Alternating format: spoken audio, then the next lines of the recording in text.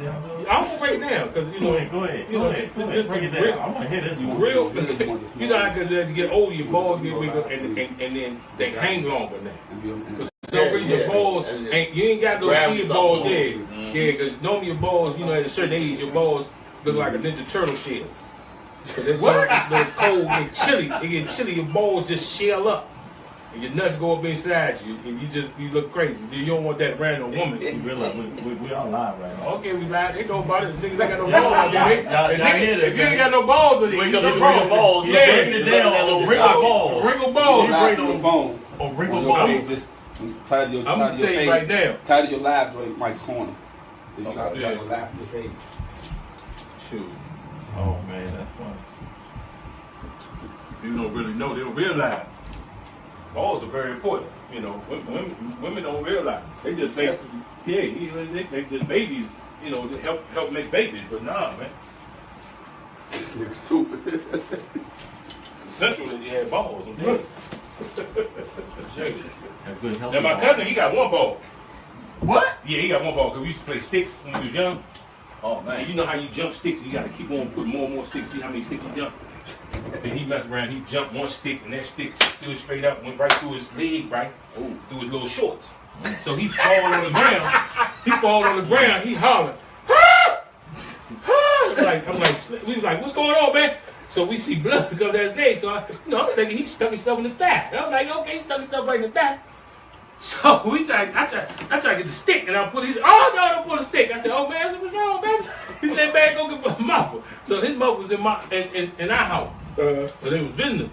So everybody come outside, and he bleeding and everything. So his mother try to get the stick. He said, no, mom, I can't take it out. So what she do is she tried to get his shorts down. Find out the stick went through his ball, one of his balls, and stuck to his thigh. Like a sister ball. Yeah. Wow. So we called the ambulance, right? So the ambulance come. What's up, Nicole? The ambulance come. They put him on the little gurney, and they tried to pull his pants. They get his pants down. Found out the thing went right through his testicle. Oh. And when he got to the hospital, they couldn't save his ball. They couldn't save it. They tried to save his ball, man, but how do you save a ball? You might if the leakage, it had a lot of leakage in it. See, when it leaked, it was too much leakage. My name was up, y'all. So when it this is the day, Slim. You gotta think about your date, mom, man. When they couldn't save it, they just say, look, we just gotta take one. You gonna be good with one ball. You know, it's just like having one kidney. What's up, Papa Joe? You gonna be one. You know what I'm saying? That's why I like it. What's up, JR? A lot of your organs are two. Just in case something happens. Mm-hmm. You know, like a liver or something, you just don't. Right. Fuck it. If they have to liver, it just don't. Right. But, you know, so they took his ball out. So we had to stay in the hospital for a couple months, get yourself together. Because it's so crazy how your equilibrium matches up with your ball. Like he couldn't walk or nothing. Your page, you just hit Mike's because his ball, he couldn't walk. He couldn't walk for a while. Hey, Bunky. They had to give him a rehab. Hold up, wait a minute. Let's go back. What's up, Adrian? I'm saying, hold up, let's go back. How you go to rehab for your ball? To walk. Oh, they said equilibrium. All that's together. It's supposed to be together. I don't know. I'm not a doctor. It's just what I heard. You know what I'm saying? But they told me. They told me cheers. Look. Yeah. So but they told me to the one ball. To the one ball.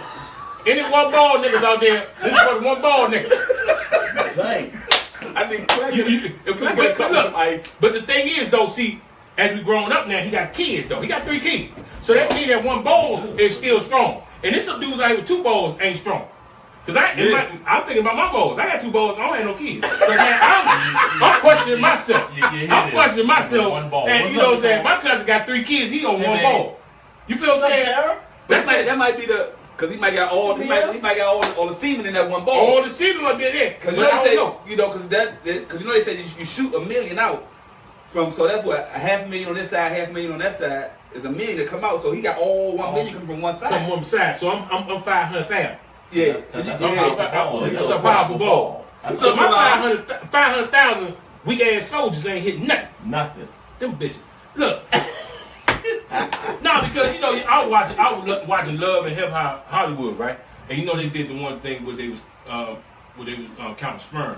See, Okay, Yeah, I heard about that. Yeah. And I thought about that. I said, you know, I'm gonna go to the doctor and see can I get my sperm count but first of all, I want to know who the fuck count. What's up, Right. T-Rock? But that's a motherfucking count. That's the count right there. Because what if one sperm move? Nigga, Hey, you done fucked up. You done got up to 250 pounds and one sperm move. Nigga, you fucked But up. I was just like, All out of place. but look, it's like it's a million though, but only one gets to the finish line. One nigga, he a bad mother. He is you. That's what I Go say. through all that? Like they say, if you here, you a winner. I don't give a fuck if you fail in life. You know what? Fuck that. If you don't have nothing in That's a good life, one. I'm serious. If you don't achieve nothing in life, if you don't move up on your job, you shit because you ain't a good father. You in court all the time. You can't In court all the time. all the time. Just look in the bird and say I'm a winner because I made it through a million sperm. Man, yeah, Nigga, a million sperm. You know how many nigga you got to knock off to get to that mother. You know how many mother you got to So fight. first of all, you coming out, you done beat a nigga. You done beat You a million and off the break. off the break, nigga. You must be in But front. now you 999,999 Oh. You must. And oh. And you must have went ahead and didn't even wait for the gun. You just ran. Now nigga said, get up, get What's up, set, Dip? nigga gone. We got some drink over here real quick before we get started. Alright. I got some white. Mm-hmm. All the white and all the brown. My fellas get started first. I think we already have. Oh, they got a little music. Oh, they got a little music. Got this church music playing over here. We gonna cuss like hell. Man, man, welcome to Mike's Corner, man. Happy Thursday, everybody out there, man. I know we already been live, man, but I mean, you had to go live and be in the building, man. You know what I'm saying? So that was just a treat. That's off the camera air, man. So first of all, let me say, I give much praise, you know what I'm saying, to my man Skiba, man, because Thank you, brother. that man got a lot going on. We're going to get into everything that he got going on. That's number one. We're going to get into everything he got going on between his work, his wife's work, and everything. We got to make sure, though, before we get started, I got to make sure that he comes up because he took time out this day to come sit in Mike's Corner, man. Boy, Sko in this joint, man, because I know Sko don't know this, so I'm going to let him know.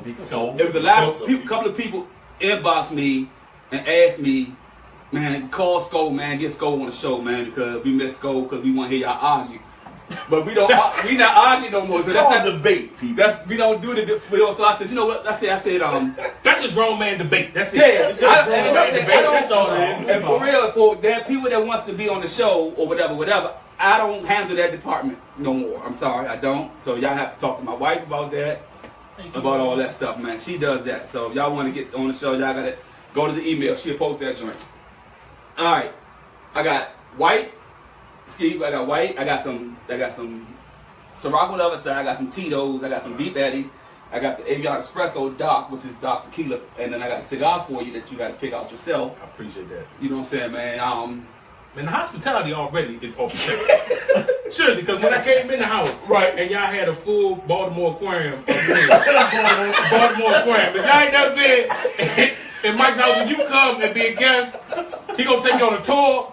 This nigga got sharks.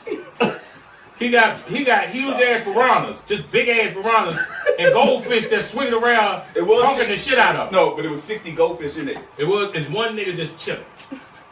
They must be full. That one nigga is Mayweather. That one nigga Mayweather.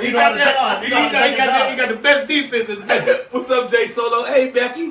What's up, Becky? Hey, Mimil. What's going on, baby? Tune in. Tell people come on in. Y'all ain't doing So, shit. hey, Will, can you get the cigar joint for him, man, so he can browse through that joint real quick? Absolutely. Not that one. That's my courier. No, that's the curry. Yeah. We don't want the curry. We don't want I need the We don't want the shit that's illegal. So you can go Hey, get that look at joint. this, y'all. Look at this. Is what I'm talking about. See, I've been on a lot of shows, and they You've been on a lot with with big time shows, too. They I ain't give mean, you shit. They give you nothing but time. You go to Mike give you a sandwich. This nigga give you cigars. Nigga even give you air. he said, Nine times you go nigga to it's hot as he said you go to the basement to be hot as shit. Nigga, they have it on hell. Nigga. What's up, S. Carter? Man, you got good motherfucker. Look at this motherfucker. Man. Now, I ain't gonna do Cuban because this. See, let me tell you, black folks. Uh-oh. Stop this bullshit because you hear Cuban. See, you don't know nothing about no cigarette. No cigar. They don't know nothing about no cigar. Because all they know is, oh, nigga, this Cuban, nigga. Oh, Scarface. Oh, bitch ass nigga. This is not the best cigar, baby. This is not the best cigar. What's up, son? My son Trevor out there watching all from King George, Virginia. People say, Skull baby, my dude. What up, what up, what up? I'm gonna get one of these big ass motherfuckers. Don Raphael. Don Raphael. No, I'm You good. got the brocade. Oh, you got the free Cuba under that joint though. Oh, you this do? one. See, they go to free Q. Oh yeah, this when you get money. this when your tax return is real lovely. You get one of these when your tax return real lovely, and you beat your mother, you beat your baby mother in child support court. This is you come right out and get in the parking lot and smoke one of these motherfuckers when she come out. Say, bitch, you ain't getting shit. And I'm wearing a Gucci belt. And you wearing what? And I'm wearing a Gucci belt. And that's off my song too. She turned around and put the booty on the Gucci belt. Yeah. What's up, B-Rad? All the way from Georgia. My man watching all the way from Georgia. B-Rad. What's up, Georgia? So yeah, man, we got, like I said, we got Skiba in the building. Got my main man Skull one time in the building. Got Will in the building, man. What's up, what's up? Thanks everybody for tuning in, man. Let's start off with everything that Skiba do, first of all, man. Skiba went from Tacoma Station. Yeah. He went from there to Comic View. Man, oh man, and just been going up all the way ever since, man. Yeah. Like he just been going up, man. Everything, man. So what I'm gonna do is I'm gonna let him tell his story from where he came from when I was there up Tacoma Station. Yeah, hot as a mug. Hot as hell, man. I mean, because I got really shout out to my homies, you know, Red Grant, Dominique, Joe Cleasy, you know, Joe Cleasy. Did you want some to drink? No, I'm good with my water and my Redskins stuff. Okay. I Yeah, just want my to make Redskins sure, stuff. I mean, you know. Yeah, but this is a Dallas house. Yeah, This is a Dallas house, so I had to come But no, Christian. she like the Patriots. With the, we got Patriots. Okay, you know, that's just over the top. You Patriots, you like Patriots. You can't even talk to people. I mean, what can you say to them? You know what I'm saying? Like you can't. Our team could never catch up to the Patriots. Like that's like saying catching up to the Steelers. Right. You know what I'm saying? Those are teams that just you just leave out your bracket. Oh man, I said that at work. Like dude said I'm a Steelers fan, I'd be like, yeah, I don't got nothing. Yeah, you ain't nothing to talk about. Skiba, someone asked for you to put your cup up again. Oh, okay. There you go. Cheers. You know who it And was. the You know who night. it was. Check out the night. You know who the it night. Beltway battle. And look at JR. Hail to the Reds. Yeah, JR. Love you, boy. Salute you. So, But anyway, let me go back. Yeah. Cause so pretty much those people and that really that's where I really started to really get the feel Tacoma for Station? comedy. Yeah, comedy. Because And that Tacoma little Station, hallway between in the back end. Oh, because it's so tight. It was tight. You know, You there's know no that motherfucking steep ass stairs down there. Well, And y'all, your boys, you done fall down there. Because any woman down there, they gonna get violated. It's just so dark and dangerous down there. You know. But no, the Tacoma Station really it's certified stamped me where I can know that I have came up a little bit. Because when I started at the Ascot. Oh, wow. I started at Ascot in D.C. The down in the basement joint. We all know the Ascot. The Ascot. Anybody from the city know the Ascot. We know the You Ascot. The motherfucker get down in the cave joint. So I started there pretty much amateur, like pretty much doing The amateur. Ascot real small. You know you gotta get tight to get that joint. You know what I'm saying? Or you gonna skin your forehead up. But you know, but coming to Tacoma Station, it really gave me an input of before you hit the road. Because anybody that get in this business of comedy, you really don't know yourself in this business till you hit the road when you talking in front of people that don't even fucking know you or ever seen you. Right. You feel what I'm saying? Right. With Tacoma Station, DC is one thing I say about DC, and I love my city, regardless wherever I go, I take it on my back, is we stamp stuff. And what I mean by stamp stuff, you can't just throw anything at us and we're gonna accept it. And then we're not, we fan of your work, but we don't give a damn about you. You know what I'm saying? Lord, we can have a good time, because that's why a lot of celebrities say they love, even Jay-Z say he loved to come to DC, because everybody here, we on a certain type of level where we not fan struck. We're not fan struck. Because you gotta understand, we come from a go-go era. Crazy. We come from a go-go era. That is so true. Where we party. Yeah. So it's like when other people go out of town and they feel like they are in an aquarium where people are just they could be in a VIP and all people do is look at it. Like, Stan, DC, you already got niggas that's here already VIP, and motherfuckers on outside, that's VIP. You know what I'm saying? It's no VIP. It's VIP everywhere. It's just some shit that cut y'all off from each other. But we just, you know, for real. I mean, that's it. Stay away from them motherfuckers. That's it. And one thing I say, it keeps us humble. Yeah. We are so humble when you from here. We so humble because when I go out on the road and go to different cities.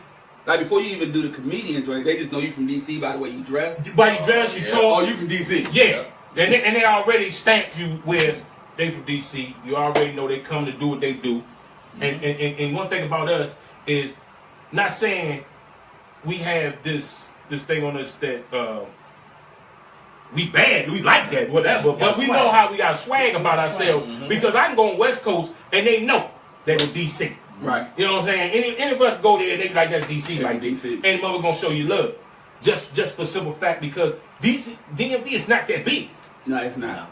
Cause we'll say, you know, at one time that is murder capital. Yeah, 5 people can get killed, and nigga, that's too many murders. That's a lot of murders, right? You feel what I'm saying? Right. Like they don't know about Chicago. They don't know about Chicago. You know what I'm saying? Chicago, that 5, that's in an hour. Right. Yeah, they like that nigga 5, only 5. They behind schedule. In South Central. In South Central.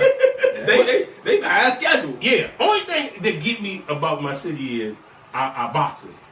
We losing our boxes. Everybody fucking falling. Everybody falling. I mean, one time, we knocked a motherfucker out the box. But we falling quick. And I blame that on the city, too. Because as soon as the little nigga get a little chain in their pocket, fuck around, come here, go to the club. VIP. Yeah, buy the VIP. Then nigga got him drinking. Then the motherfuckers then lay some dipples. He's smoking some good kush. He got the weed. Then this nigga got to go to training. Half his motherfucking brain burnt out. He used to have the best jab in the business, but he can't focus. So now when he get in the ring, they hit him in his motherfucking eye. He take a knee like the nigga that got hit in his ACL blew up. Nigga, hit his eye. Why your leg blow up? Nigga, my eye. Why you rub your knee up? Yeah, why you rub it? Nigga, my eye went to my knee. But that's how our city is. Our city can suck you in, but it can make you strong at the same time. That's why I think with me is, and one thing I can say, I have let God in, where one time, you know, I was all over the place. Because even in my career, trying to find out who I am, because my biggest thing was I wanted to be on TV, I wanted to be the big star. Because anybody that try to get in show business, that's what you think about. You think about the big picture. Mm-hmm. But in reality, you got to come back and think about what if you don't get that? Where you going from there? What's your other plan? What's your fallback? Mm-hmm. You know, how you going? And one thing with me is I had done TV. I had traveled all over. Thank God for me being able to have the talent to make people laugh. I was able to do the things I have been doing, and I'm on a steady. And one thing about it is I have a steady career, and what I mean by that is I'm always working. You know what I'm saying? I might not be on a lot of big shows, but I'm on both. You know, I'm on little shows and I'm on big shows. Right. But my thing is a big learning experience because one thing about it is I have a great life now. You know, I've got a great marriage. I've been married, you know, for almost 14 years now. How long you been in the business? And I've been in the business for like 21. Wow. And I have done a lot of things in my, because really I've worked for myself over 17 years.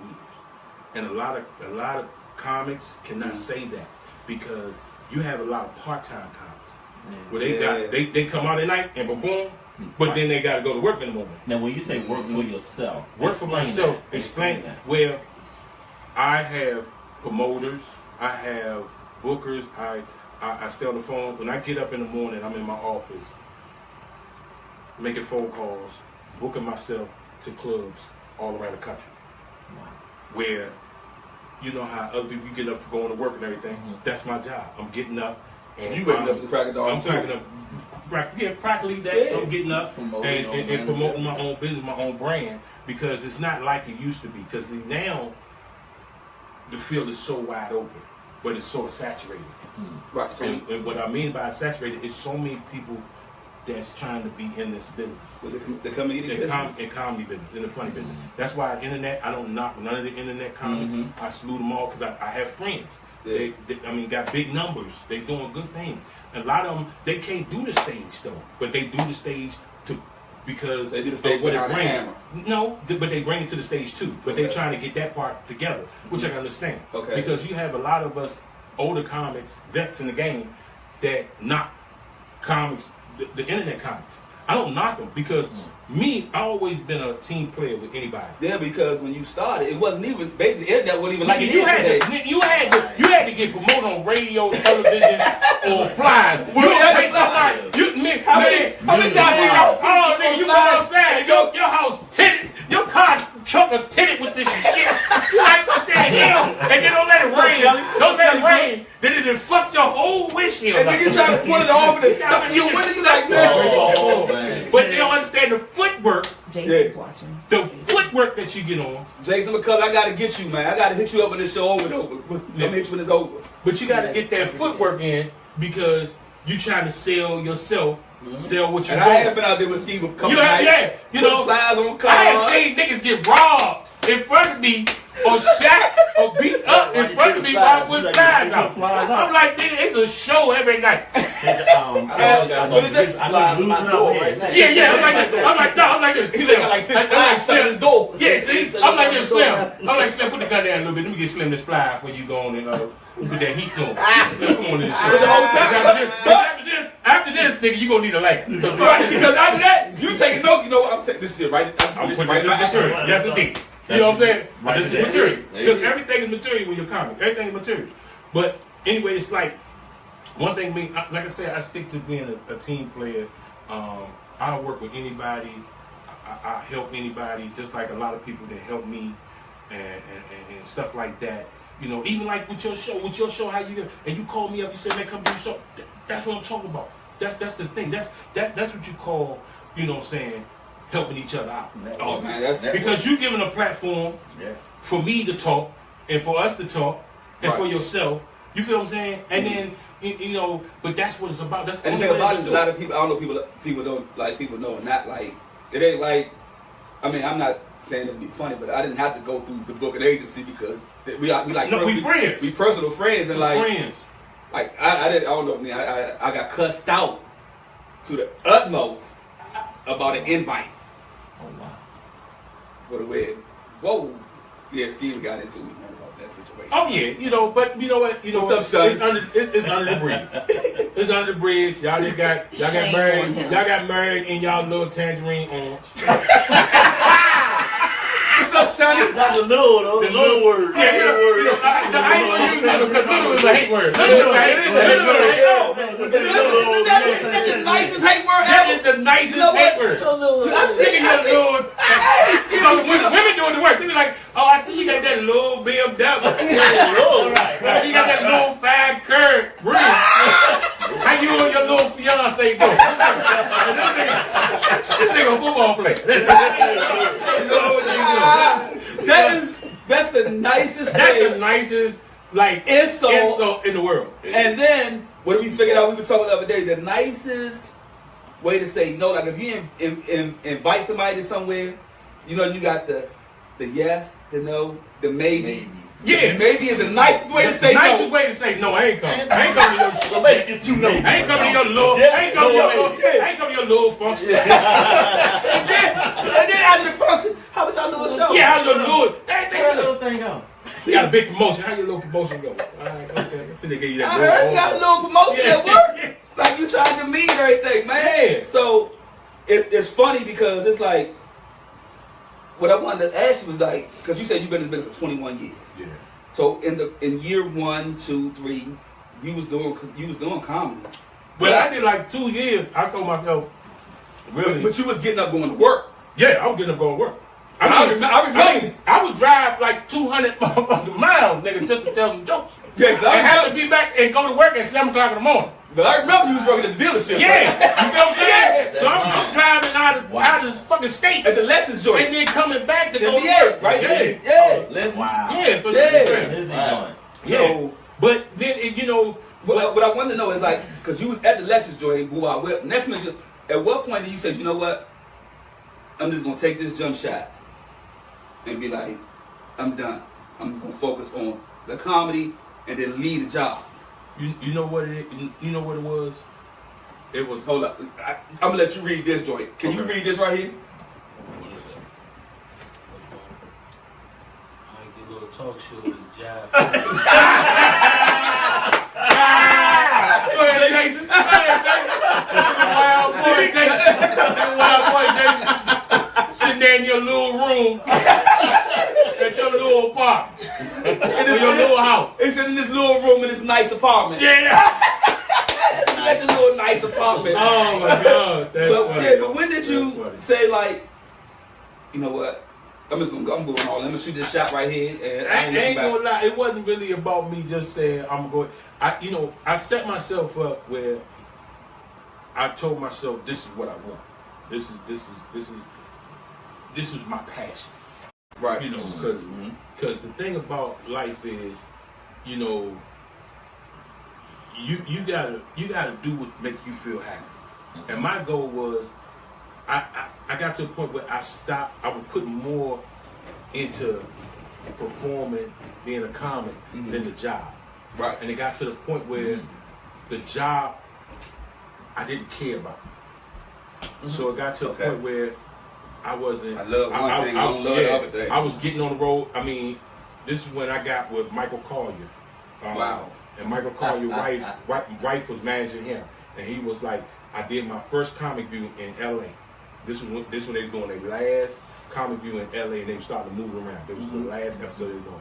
So when I went out L.A. and I seen how things moved, and I seen other comics that I came in contact on the road with, and seeing how this moved, and I seen how this money thing, the business part was, and stuff like that, and I was like, man, I can get paid just to talk, and I could just make it just as much money as I'm working, but not having to do no 8 hours to do a job that don't even take 8 hours. Right. It don't take 8 hours to do a fucking job, extra job. I don't know who the fuck like that. You don't know who made that up. Yeah. Look at the government work. Yeah, look at the government work. They telework at home. Look, my whole neighborhood, we just got a house built there. Right. People working in government and they telework. We be outside together. They, you know what I'm saying? But they gonna be working. But and you like, ain't y'all supposed to be at work? Yeah, all y'all there. You know what I'm saying? Long they put that little security card in that motherfucker's computer, nigga, they at work. They work. Nigga, they clock in. That's it. But I was like, you know what?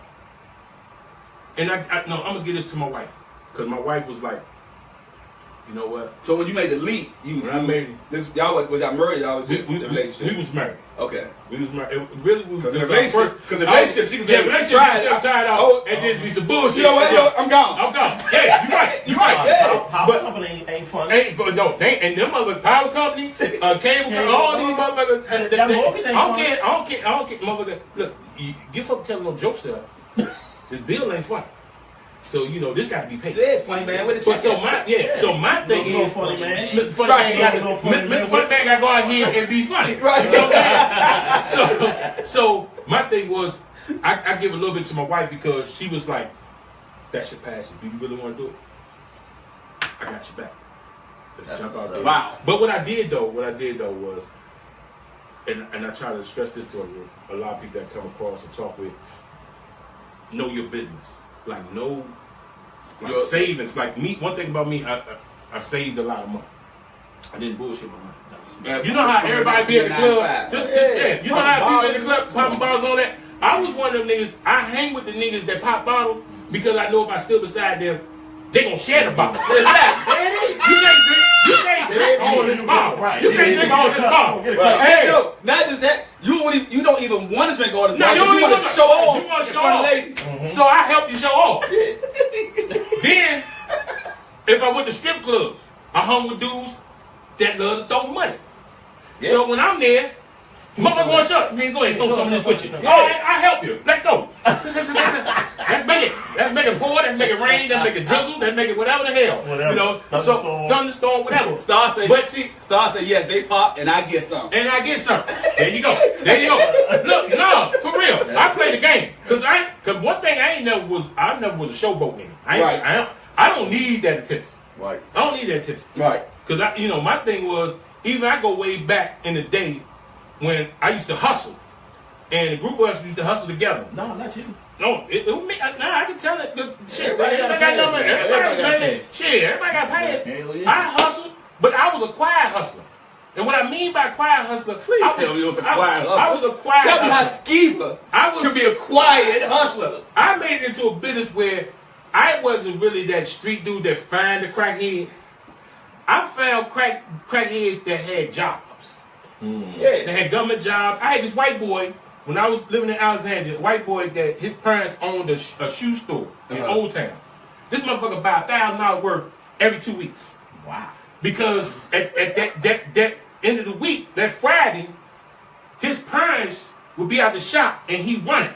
Okay. So I would come in with the shit, There you go. $1,000 worth, come in, he'll lock the door, put the code sign, be back, I'll be back sign. Yeah. We go in the back, I give him the shit, he give me the money, he count the money out. What's up, Goose? And it's so funny because he wouldn't want me to leave right away. He'd be like, man, stay right here with me. And I said, all right, so we'll stay talk. So he want to hit one. Mm-hmm. So this motherfucker had this little concoction that he had to hit in it. And that motherfucker, and I knew this shit was good. Because when he hit the motherfucker, nigga lean back. Get that Walking Dead look. And that motherfucker Forrest Whitaker eye. That motherfucker. Leave that Forrest Whitaker chick. I said, yeah, this that good dope nigga. Man, he'll be talking normal like we talking right now. Nigga come about 4 hits. This nigga be like, yeah. You get the Bob Brown joint? I said, Cement, one, yeah. This nigga be go. Hey, look, he ain't got no vocabulary, nothing. This nigga is off the chain. All I do is tell him like, all right, man, I see you another week or so. I got you. You like, all right. I'm like, motherfucker, let me get the fuck out of here. And that's funny because a crackhead, the person smoke coke, never really wants you to see them smoke. No, they don't. They don't. And that's the crazy part. But I think as they get comfortable with you, because a lot of because even when I was because like I said, I would only serve over my beeper. Right. I would never I try to not to stay in the street. If I was in the streets with cats I know, I mean numbers to beeper. You had four joint. Want to go 4 numbers, did you? Yeah, no. I had the whole number. They had the whole number. But what I would do was remember the square joint they had on the not that one. I had the regular motherfucking Sky Pager joint. Oh yeah. Oh, the Ice Cube joint. Right. Pat the Sky Pager. Yeah. The brown joint. So what I would do, you get $2. Yeah, that's what I was doing. I was like, man, because I was working though. I was like working part time at Safeway, and I was selling dope out of Safeway because they had a bathroom upstairs. Because you was a quiet. I was a quiet hustler. Like I told you, I was quiet. Because first of all, I didn't want to go to jail. No, because I didn't want to go to jail because I had light skin, and my skin was soft. I got soft skin, and my lips are big. First of all, I ain't got time. They don't give you enough room to run in jail. I already knew off the break how this shit was gonna go down. So I said I had to do it right or get the fuck about it. But only reason to speed it up, the reason why I got out selling dope, my best friend, he broke the courts broke us up. Because when I went to court with his mother, his brother, and his son, and his baby mother, we was all in court. And she messed around. She said so many Star said so many drug dealers work at Safeway. Yeah. Oh yeah. Because it was easy. This is the Safeway. Let me get one of them. How did you? Why is all the same people working the same? Because I don't know. No, but what really, of course, because I was in court with him, and the judge was like, they was going over everything, but why, what was going on, and everything. Which one they broke y'all up? When the verdict came. Oh, so y'all got so staying up. No, I was out there with I was out there with his mother and them. Oh, you did? I was out there. I was just watching him. This was his trial. Okay. He got caught up. Right. See, he got caught up. So what I did was backed up. Right. I ain't sell nothing. I ain't do nothing. Let me stop. I had some left, and I had cash. So what I did was I gave him some cash, and this is what I say, man. If you gonna be in this game, always save jail money lawyer money, all that. If you don't, your ass ain't hustling for real. When you hustle, that's the first thing. That's the first thing. That's hustling 101. 101. You find out how much your charge is worth. If drug charge is if that drug charge is $5,000, your first order of business is save up $5,000 for your lawyer. Yeah, you take that, you put that inside. Because his junk was $100 grand. Who, the lawyer? His whole thing with the lawyer, everything. Oh. I gave him 30 grand. Ooh. Man, y'all had 40 grand. Ooh. This how good friends we was. But see, me and him ride that because it's a lot on us. Mm-hmm. So he was asking me, he said, man, I could have told him the whole 40, but I was like, goddamn, I got to keep these something. Nigga, fuck this. I said, look, I give you 30 off the break. Give him 30. He take that, put that on whatever he need, right? But when the judge stood up and sentenced him and told him he got 12 years, then he looked back at us, we looked at him, nigga, when I say my whole spirit jumped on my soul, walked out the court, I'm gonna sit out here. I'm gonna sit out here while you sitting here. After that whole thing, man, when I seen the expression on his face, like it just went dark. Like that nigga just like he knew. And what year was this? Nigga, this was like fucking 90. Was it a VA, Merle? It was in Virginia. You know, Commonwealth. That's You know, Commonwealth. Yeah, Commonwealth. They don't play. That's 85. Yeah, you know. He come to the door at least. You got to do it. Got to do it. And it's great because he did. And he got out. But what I did was, when I got home, nigga, when I said the crackheads thought I was the motherfucking tooth fairy, I went out there motherfucker gave weight dope. I was going to find the crackhead. Nigga, you want to have? Nigga, I was giving shit away. Nigga, I ain't want no money transfer. The police called, I said, nigga, I just gave him the dope. We could get high together. You don't see no money on it. But I gave that dope up. Nigga, I'm telling you, it got so bad when big crackheads was coming down the street talking about, man, I heard you giving away dope. Like, them niggas was like coming to me like, nigga, I heard you giving out. Yeah, I'm like, nigga, I just gave two motherfuckers some checks. Like, and they went that way. Yeah, you go that way. I heard you getting that shit away. What's that? What wrong with it? Yeah, right? This ain't written. This is wax, nigga.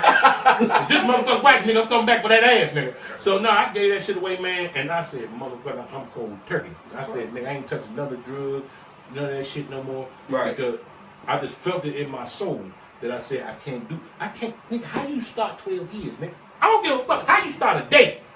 Like, nigga, like, do you start your 12 when the bus gets you to the jail, and that's when you start, or you gotta wait a couple days? Start as soon as they take you in the back. Until they take you back, then you start counting days? No, your days start whenever you first went in, because you get credit. Oh, you get credit for that? But mentally, when the judge say you got 12 years,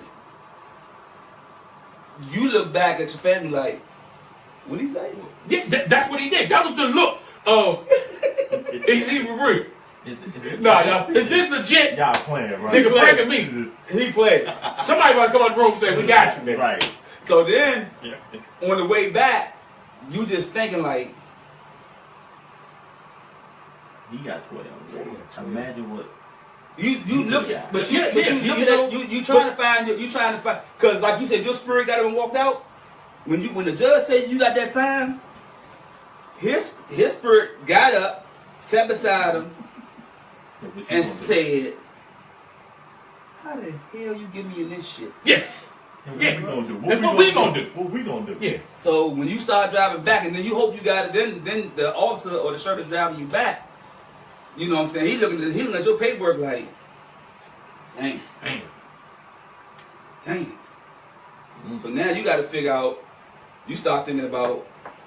Now, if this your first time going in, like if you ain't already been in, and you got to go, because when you go in, you got 3 days of solitary confinement. Yeah. No, was that his first time? Was he already in? Was he going to? He was already. He was good. Okay. So basically, what happens now? Because he got an idea that I'm gonna get some time. Because you know you got, in the pod you got like 80 people, right? Yeah. 74 of them is all lawyers.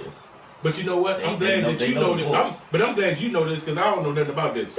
Because pretty much you giving a lesson. After the court situation, I don't know nothing beyond that. Yeah, you got 74 lawyers in there talking about, Oh yeah, everybody a lawyer. Man, this is what you gotta do, right? This is what you gotta do. go ahead and because what's gonna happen is you got listen, go to this program, get this program, get this program. Because when you go back, you want the judge to see you doing all this and that, and then you start thinking about how can I break this down? But you know they messing that program up because it's too many. Everybody saying, "Now I'm trying to get in the program," and like not everybody hears. Because you got, like I said, now mind you, you got 74 lawyers, and you got 37 of them telling you, man, look, what you do, get on this program, get that program, get that program. And then you got the other 37, oh man, nah, they railroaded you. Nah, look, they can't do this. Man, you need to go back because when they gave your paperwork, they forgot to put the word "the" right there. They forgot to put that word right there. That's the whole reason for a mistrial. So you got hope, then you got false hope, then you got you looking for everything. So you like. You holding the jail too populated? They be like, we got too many names, we got no bail. And now you trying to figure out which lawyer is right. Yeah. I want to believe you because you said I could beat the case, but I want to believe you because you telling me I can. Man, let me have to break this down. Then you got the one dude who's like, oh man, dude, you got that? You got 10? And he trying to make you feel good because you got that. You got 10, and you be like, yeah, man. He's like, man, I feel you, man. I got 20, so it makes you feel a little bit better. God damn. Yeah, but see, that's the thing. But then so now I want to talk to you. I want to talk to you more because you got 20. Yeah. So now I get the idea like. I can see the time. But you still not never thinking about. You can get more charges when you go in though. Yes. Oh yeah. Because I have cats I know that they went to jail and they only got 5. Now them niggas facing 25. Because they done got in there and they killed the motherfucker or they got caught up in a sting and stuff. So it's like when you get in there, now it's a different monster, man. Yeah, basically you just when you go in there, just see, I scared straight myself. Yeah, scared straight. I scared straight myself. A lot of people see the scared straight program and still gonna do dumb shit. That scared straight there. I don't ease that. I'm gonna tell you right now, you ever been constipated? When he look back and say that 12 years? No, nigga. I'm just scared straight right there? No. Have you been constipated? Okay. When you sat on the toilet and you try to doo-doo and it won't come all the way out. And you damn near got a tear right here. It stopped in the middle? It stopped in the middle because it's stuck because it seems like your butt dry. It seems like your butt dry. So you feel like you want to pull up one cheek and trying to help it, but it ain't working. And that's just going out. That's just going out. And you try all your stomach muscles and they not working. Nothing working. Nothing. I mean, you just got to go home screaming to your wife, baby, bring me one of them 31 flavor pink spoons. I need something long. No, the long jokes. You know the pink jokes be long. Them long spoon jokes. They ain't like, baby, I need one of them. Or something. Get some gloves on. I need you to go to work. Sweat. And you be sweating and everything because you think your pressure up. But ain't your pressure. It's your ass can't release because your butt too tight. And that's when you know you ain't no motherfucking inner. You're not an inner. Yeah, you ain't that prairie dog nigga. It's just like that. It just knotted up at the end. So you can't even pull it back in. It's like, I didn't squeeze on it too much, got a knot in it. So then it's just sticking there. So then you sit there. The house feeling hot. You be like, baby, get my blood pressure medicine. Cause she looking at you like, what's wrong with you? What's wrong with you? This shit ain't working. Baby, give me some lube or something, WD-40, something. Nigga, I don't give a fuck if you go out there to the carburetor and put some oil on your finger. Right around the rim. Because I can't pull this motherfucker. So I knew, that was the first time I knew I couldn't go to jail or be gay. I knew those two things I could not do. I said, after that, boom, and it bust your booty. Because when it bust your booty, boom. Nigga, it feel like you can't put nothing on your booty, you can't put like a hose or something. Anything got coolness or a mint peppermint patty or something, chewing your mouth and put it on your butt. It's nothing mixing. You don't want that mixing on your butt. Your butt, like you gotta stand up for 2 hours. How your stomach feel though? Oh, your stomach good because you ain't give a fuck about your stomach. It's your butthole that they got bust open. It's the booty hole. It's the booty hole. It's the booty hole. You to the point where you want to lay on your bed on your stomach and let your butt and let your wife blow on your butt. Nigga. So I know that's why I couldn't go to jail. This shit ain't for me. Let me change my career. So that's why I said, boom, I can't do that. And then, like I said, when I got into the comedy thing, I just gave up, like I said, gave up the job. Your wife just like, I support you. Yeah, I support you, and I go full in. And the cool thing about it, you wasn't nervous or scared? No, I was scared. You got always scared. And I'm gonna tell people this. And I got this. I got this from Steve Harvey. I'm trying to figure out, like, because you said I'm quitting my job and I'm going all in right here. All in. And that's the thing. Because you yourself know inside, like, I mean, because you said your wife supporting you, but you yourself know inside, I gotta make this happen. And then a part of you is you gotta accept failure. Right. That's one thing that like people don't understand. You gotta accept failure. But you can't be because successful if you don't accept failure. I done failed so many times. From different things that I've done in this business. From trying to get acting roles. Like still, I go to auditions, go to acting roles and get turned down.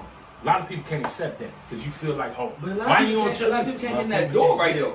But that's the thing, trying to get in the door, but knowing how to. That's the thing. Yeah. That's why I say people don't understand. Relationships is very important, and it goes back to how relationship is. Because my thing is, if you don't have connection of relationship with people, what are you living for?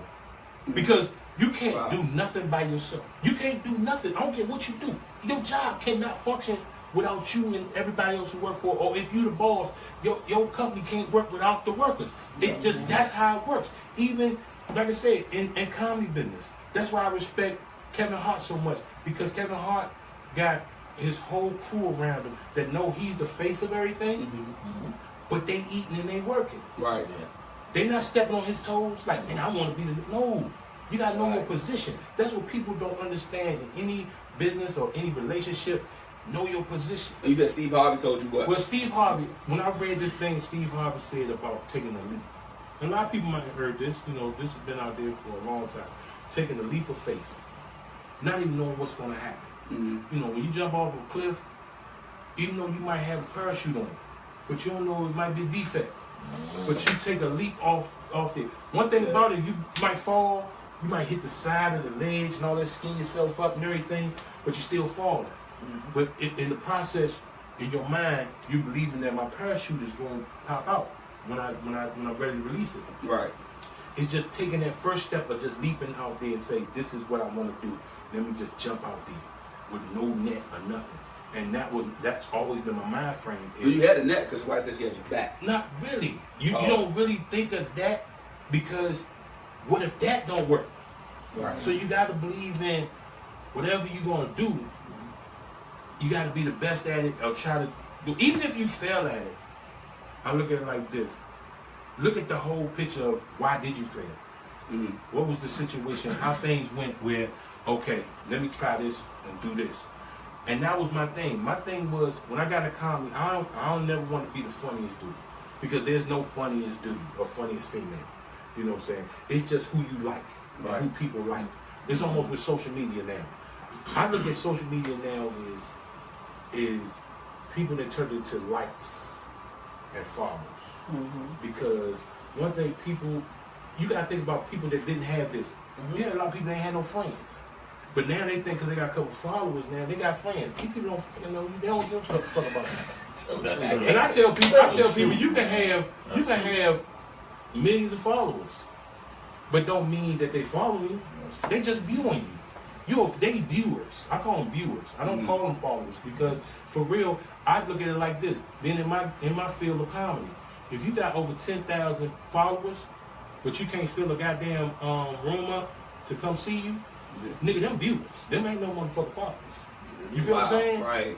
Because that's the truth of it. Because my thing is, if you follow me, I hope you follow me because you want to support what I do. Right. Because this is my business. Right. Because when I get on stage and you paying to see me, I'm giving you your money worth. Right. You feel what I'm saying? That's my goal. I'm giving you something, you giving me something. So it's like, my thing is more say now that it's a bigger marketplace. Everybody now, I remember when I wanted to be a star. But now anybody can be a damn star. A motherfucker can walk out the church and punch the shit out their pastor and get like 1.5 viewers. Mm-hmm. Nigga, he famous. Right. Nigga, you just hit the pack, nigga, you going to hell. Nigga, I got a whole bunch of followers though. Yeah, but the devil gonna follow that ass. Cause when you go to heaven and lie, God will look at you. You stole the pastor for 1.5, and you really in line. And you feel what I'm saying? So now people are just doing shit on the internet. And now you get him. Yeah, shit, people doing, yeah, they go back there. Hit him. Man, There you go. hit him. Yeah, because he not right. He tripping. Yeah, You in line trying to hide. yeah.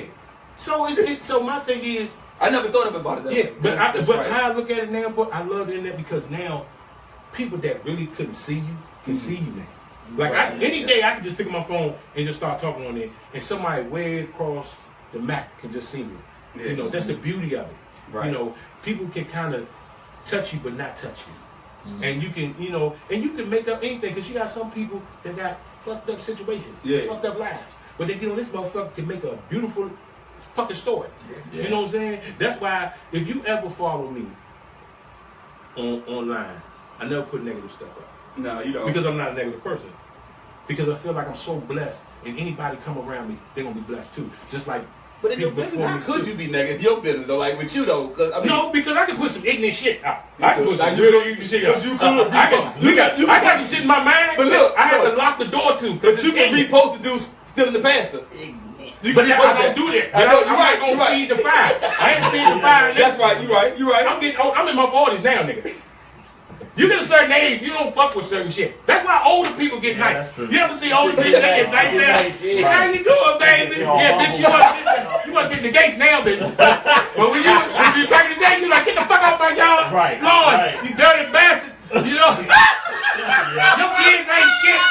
You know what I'm saying? Yeah. But now, as you get closer to that motherfucker foot in the casket, nigga, you won't be the nicest motherfucker. You want a couple dollars?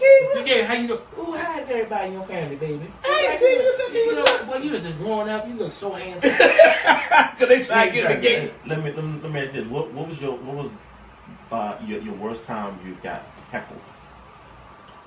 Wow. You know what? This is so crazy, man. This is so crazy. I got heckled one time in St. Louis. I was in St. Louis. In the Mo? In the Mo? Yeah, in the Mo. That's Nelly Nelly Town. Town. Nelly Yeah. Town. Damn. Nah, because I think my ego was, it was at the point of, I was just traveling everywhere. I was everywhere. And Like, my ego got me. And I stopped being in the hotel doing my same routine that I always do.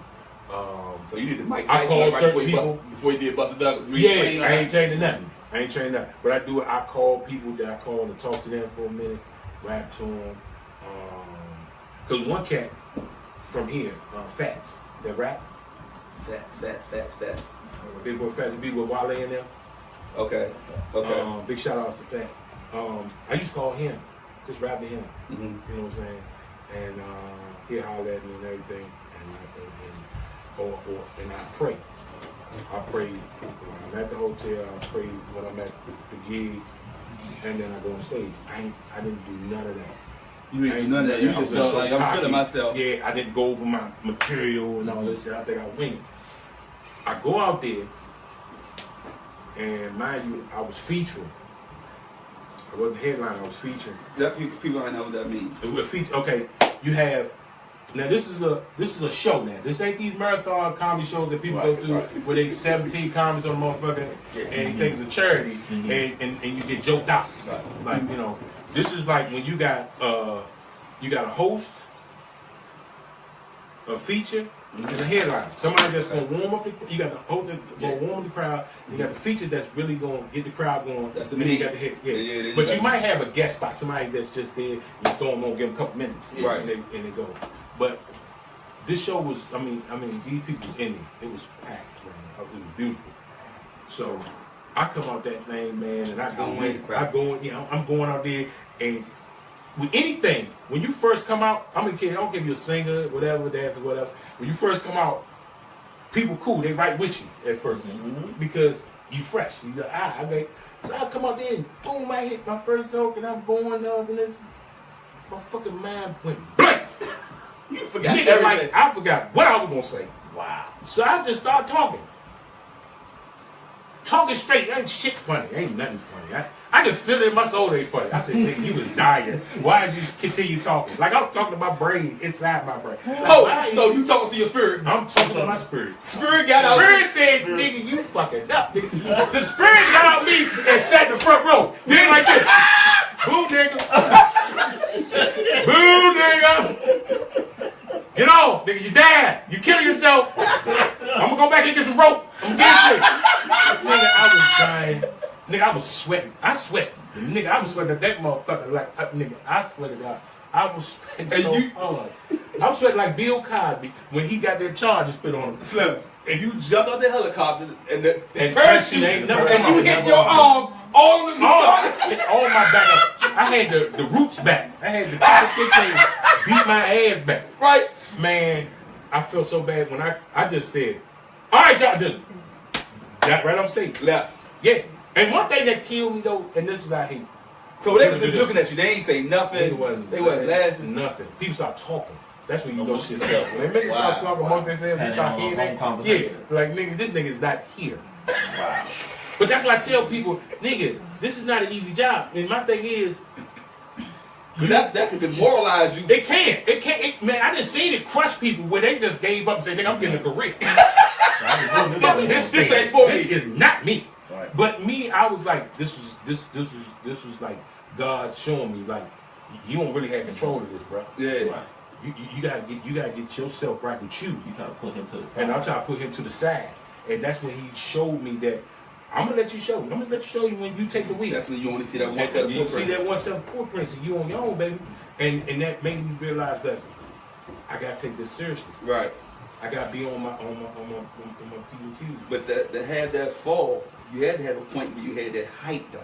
Oh, nigga, I didn't. And when you I had knew, many heights. I had many heights. Like when you knew, Nigga. battle like, oh, Oh, I got y'all tonight. Hey Slim, I had that experience. What was that? I think I was in Houston. I was in Houston, and I was with A.G. Johnson, for Friday. Right. Who else was I with? I'm trying to remember cats I was with. There's a couple other cats I was with, man. And I swear, I went out there like there was no other comics on the show with me. Like I had put that much funny in me. Like I took the gods of I put that much funny in me. Yeah, I put the gods of Richard Pryor, Red Fox, everybody in me. And just said it just came down and You got your whole routine ready. nigga, when I say the shit, it was so funny. I had to laugh at my own shit. And had to back up. That's funny. But you know they say that's funny. When I'm like, in my mind, I'm like, nigga, how you come up with this bullshit? What your spirit say? My spirit was like, he was like, nigga, I'm not gonna jump out. I'm gonna stay with you. We got this. Because if I ain't gonna sit there, because I'm gonna fuck you up if I sit in front of you and start laughing. I'm gonna stay inside you. Right. And we gonna get this on. Man, I swear. And it's so crazy when you on, and I know a lot of comics can say this, when you on, it's like the time goes by so fast. Like you can have 25 minutes to 30 minutes to be up there. And you said 3 jokes and it's Nigga, over. yeah, like it's so funny. Nigga, you see the light when you sometimes we ask for a light. Like Right. somebody to give us a light to know our timing. Right. Because a lot of times you don't know how your timing is. Right. That's why like when I do mainstream clubs, Mhm. like from the Improvs, the Funny Bones, all these other clubs, Right. They have a light for you. Okay. They have like you want a 5-minute light, 2-minute light. So when you see that light, you know you got about 5 minutes to wrap up. So you just don't cut your shit off. You just say, tell a joke, be like, you see like the, all right, thank y'all, good night. Nah. You don't want to sound like that. You want it to go smooth. Right. So when I got the light, I was like, damn, nigga, I was just in it because I had so much in my head. I was like, I had all this stuff that I was going, I had written down, and I was like, I'm about to kill him. I'm killing him, young. I got it. Oh man, but when I Don't flash the light. man, Cut that goddamn light off. And when I say when you come off, it make you feel like It don't make all the money in the world. It don't all make the thing behind you feel good. You don't care about that. Oh. And it's sad. It's sad. No, it's sad. It's sad because it's not about that. Right. It's not about that. Because when any show I'm on, I want the whole show to be good. Right. Because we selling this show, the whole show. We're not selling who gonna Yeah, be the but funny. you know- I'm not into that. But you know when a nigga go up there and light the stage up and you gotta go behind now, him. Oh, I've seen some features out Now there. I didn't felt that. I didn't felt that. See, I didn't felt that many I've seen times. that too. I didn't felt that many times when I headline and I mess around and I got a feature on with me Yeah. and they on Yeah. and I'm like, whoa, whoa. I'm like, okay. Now I got to my level got to go up. Yeah. But I love it though. I love it because now. Do you watch that comedian? Well, now I'm gonna tell you. A lot of people say I don't watch comedian in front of me. Because you know what? A good friend of mine, dude was like mentor to me, Ted Carpenter. And you remember when I used to work for Ted at his club? Right. When I was his house MC. Mm-hmm.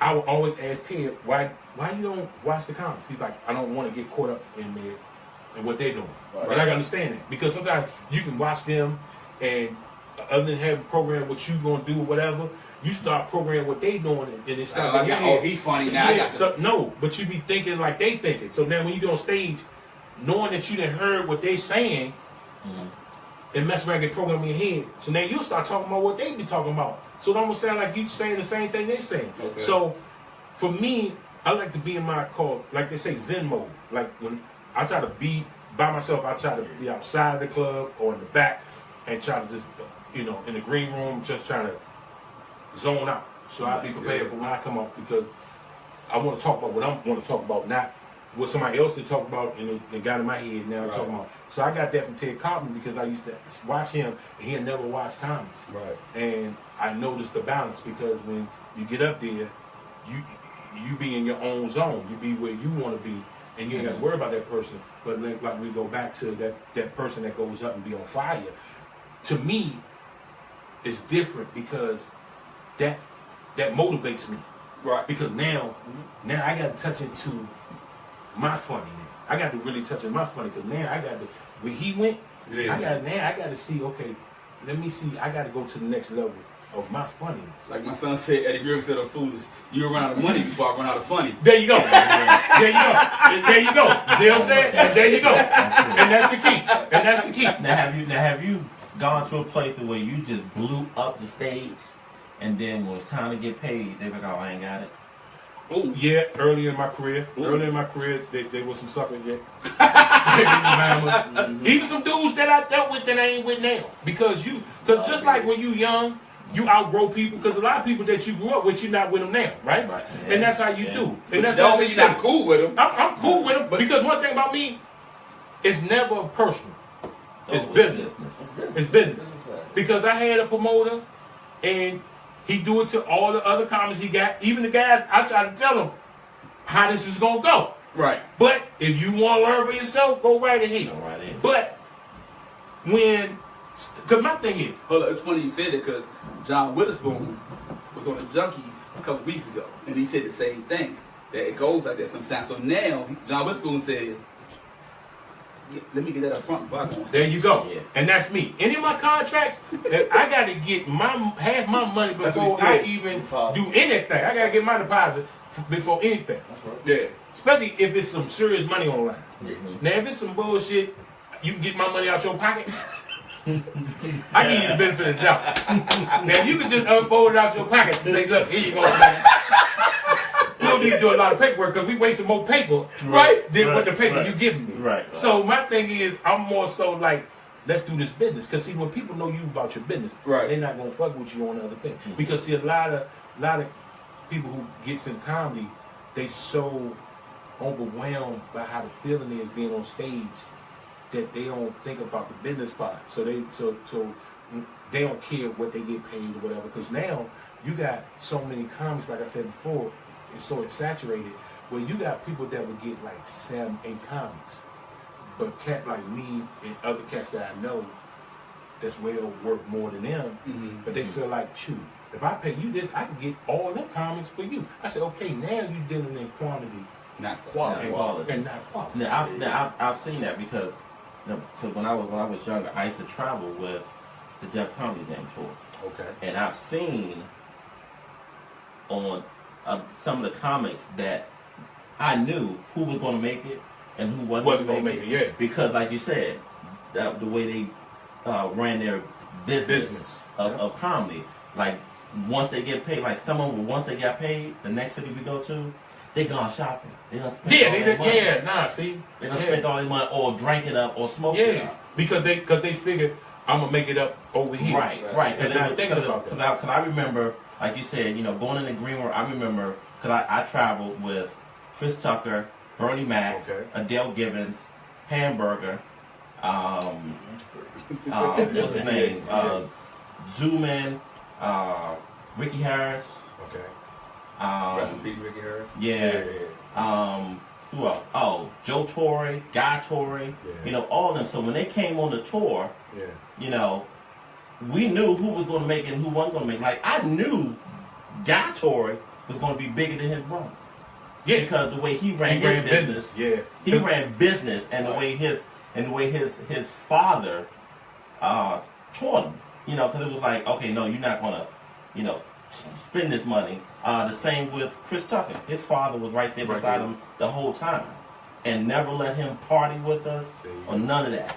And I feel you on that because working with a lot of those guys coming up and being a young comic in it, when they talk with me, just like you said, Guy Torre, I knew when I did, because I've done a couple shows with him, the way he talked, when me and him had a one-on-one talk, I know where his mind is. And he's smart. And he's smart. Yeah. A lot of He's people very don't know that he intelligent. wrote so many episodes for Martin in this Oh episode. Yeah. But see, that's the thing people don't understand. That's even with me. I'm getting better with my writing because that's where I'm shooting towards. That's what and I wanted because to ask you. I'm trying to get more into the writing because I know what the being in front is. Yeah. But that writing gives you so many more opportunities. Which comedy I love because it opens so many doors. Do you write your? That's what I'm saying. How do you sit down and write your material? Your material, like, do you like? Okay, well, let me get this ugly ass cup right here, and you know, and get focused. I like how you said that in there. You know what I'm saying? Let me get focused right here, and like, how do you time that? So you gonna take a slow sip out that joint. How do you? So it's hideous. Like, do you sit there and say, let me get this together right here. Let me go in my office and go to work, as you say. And do you how do you map that out? Do you give yourself a time limit on how much material you write, or do you see material throughout your everyday basis and say, Every day. I'm gonna write this shit home. Every day I'm on my phone and I'm just typing up stuff. Like normally, because what I was before you went typing up stuff, before you had a goddamn stuff, you ain't have a smartphone. No, I'll write on paper. You know, paper. You know what I'm saying? Because they tell you age. But, you know, I write on paper. Like, but I would write jokes out. I would write my jokes out. Like, it's so crazy when certain things I've done, I will write jokes out. But then when I told them, I chop them up to make them feel more comfortable with me when I come out because I want the delivery to be right. Right. But now I'm a jotter, which I just jot down titles of things. Of what I say. Pastor got stole to the church. There you go. Or I say 4 men sitting together. Right. Because one thing about me is I never was one of those people who I like to do the same thing over. Right. Routine. Yeah, because you have some comics out here, when you go see them, you know about Braden. They can do it from A, B, C. You know them like that. Me, I want to be fresh. I want to tap into something. You want to make their spirit get out there. There you go. There you go. Come on, there you go. You know what I'm saying? So I want to be able to, when I go do shows at different clubs where I might have to do 5 to 6 shows. Two on Friday, 2 on Saturday, 1 on Sunday, 1 on Thursday, whatever.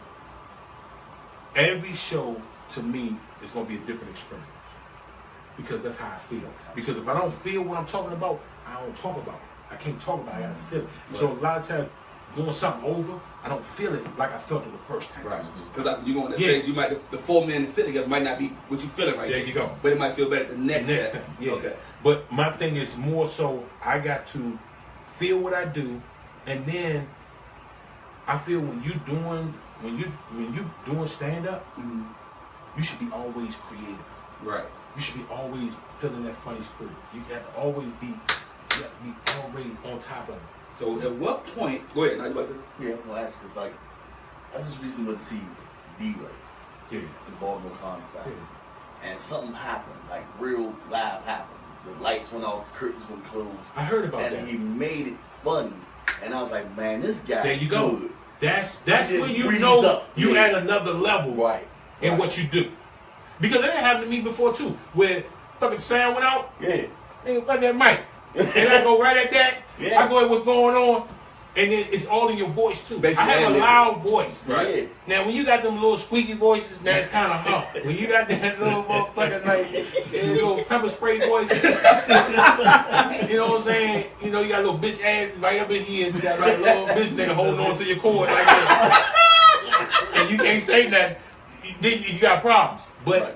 I you know, one thing with me, I'm animated. Y'all can see that. I'm animated. My face is Always expressive, been. all that. But I love to have fun because I feel like if you're taking the time off and money and all that to come see me, I got to be more than who I am. Right. To sell to you. You deliver. So I'm have to deliver. So let me ask you this then. At what point, because you had to come to this point where it's like, wait a minute, this dollar show I'm getting ain't, nah. It's not matching what's Now, I know my worth. So at what point did you say, well, I know my worth now? So I'm the promoter that's been giving you this dollar every show. Now we like, well, nah, dude. I need $5 now. You know what I'm saying? I mean, like, but it's like anything else. It's like anything else in the job. You want your raise. right. Like, okay, you know, But you know your worth. but that's where it comes to people that ain't with me no more. Like promoters, like they want to give me this much now, and then I've been with you for 3 years. Why am I still getting the same thing right there? But we getting bigger shows and bigger, and that's why I found out about one of the promoters was a contract. A thing got sent. This is where I say you got. The computer gets you in trouble. Emails get you in trouble. And most people don't send that thing. If you don't proofread stuff, your best bet is send it to somebody and don't know that you sent it. That's what happened with me and someone I thought was real close. I got an email, and I said, "This is not. It's addressed to me, but it's not addressed to me." CC. So I go look down and I see, and I see this number. And I said, "Whoa!" I said, "God damn, that's the number." I said, "But hold on, I did this show, and my number didn't match up with this number." Wow! And the person that told me when we went over things, well, this is what the purse is or whatever. If they never told me what the purse was, I wouldn't care. That's like if you say, "I got a gig for you, Skiba. Here go $5,000." But really, you got $25,000. You kept 20 for yourself. But you telling me this is what I'm getting. This you just telling me, you said, "Okay, I got $5,000 for you. Do you want this?" You said, I said, "Okay." Now, okay it. You okay to I okay, because that's what you tell me. You know what I'm saying? Off that word. Off the word. Because we cool. We cool. I shouldn't matter to me that it was 25 and you kept 20. Because you came to me and told me, "I got 5 for you. Do you want it now?" One thing in life, you have choices. Everybody have a choice. Gotta have that choice. That's how it is.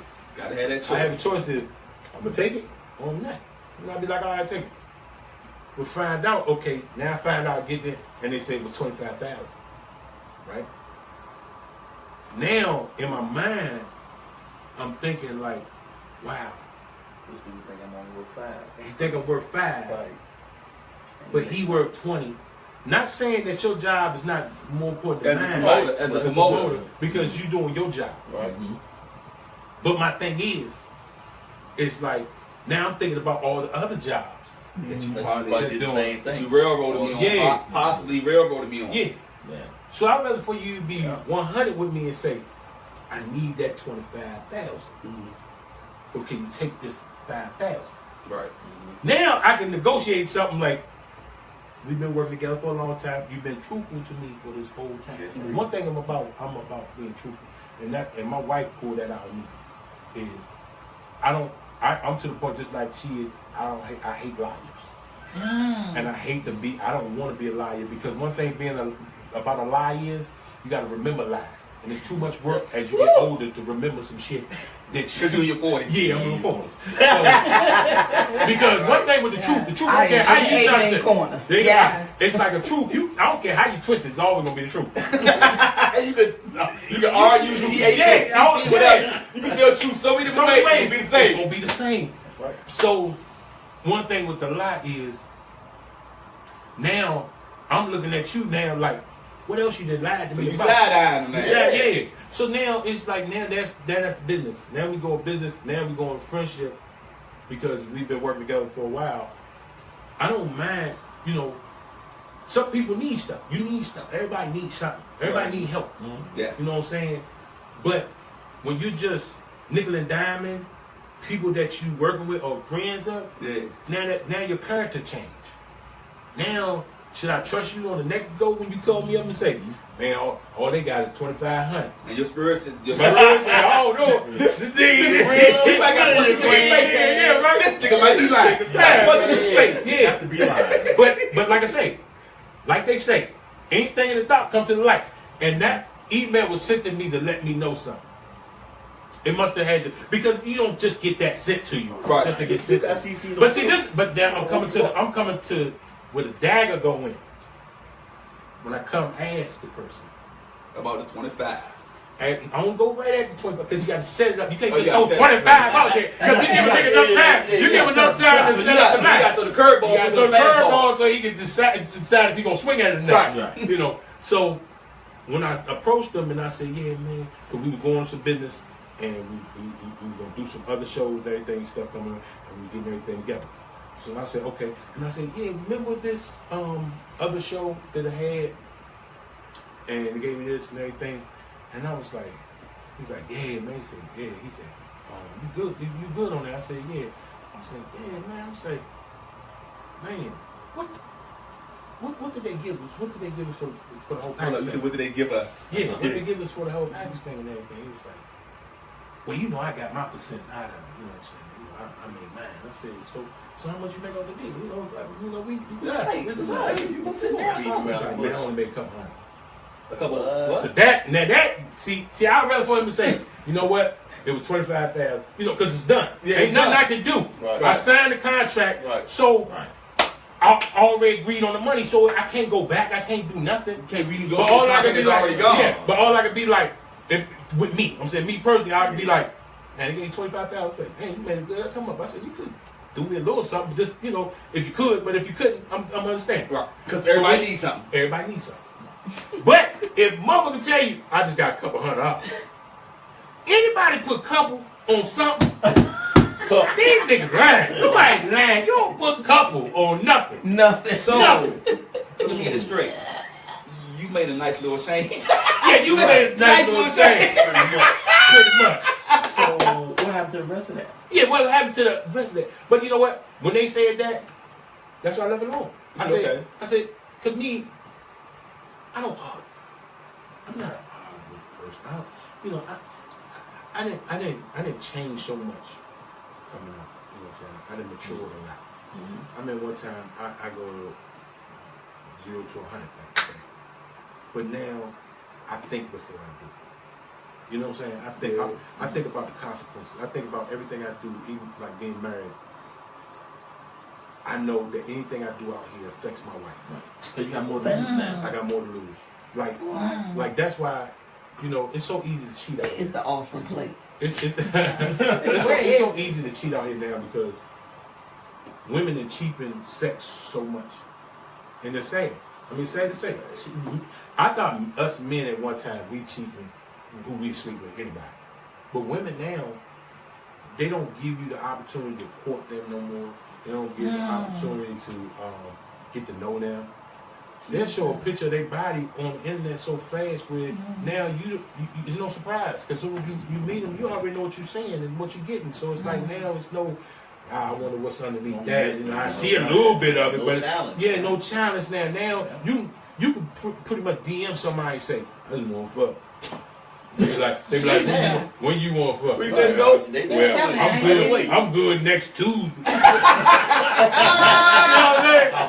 Yeah, about 4 o'clock. Well, you know, I got to drop my kids off. All right, we'll drop them off, and I'm going to drop these off. My favorite shit. No, but that, come over there, put the dickhead. I'm going to put the diggy in it. I ain't going to put the shame, I'm going to put the diggy in it. And then, as long as you ain't been at an Usher concert, we gonna be alright.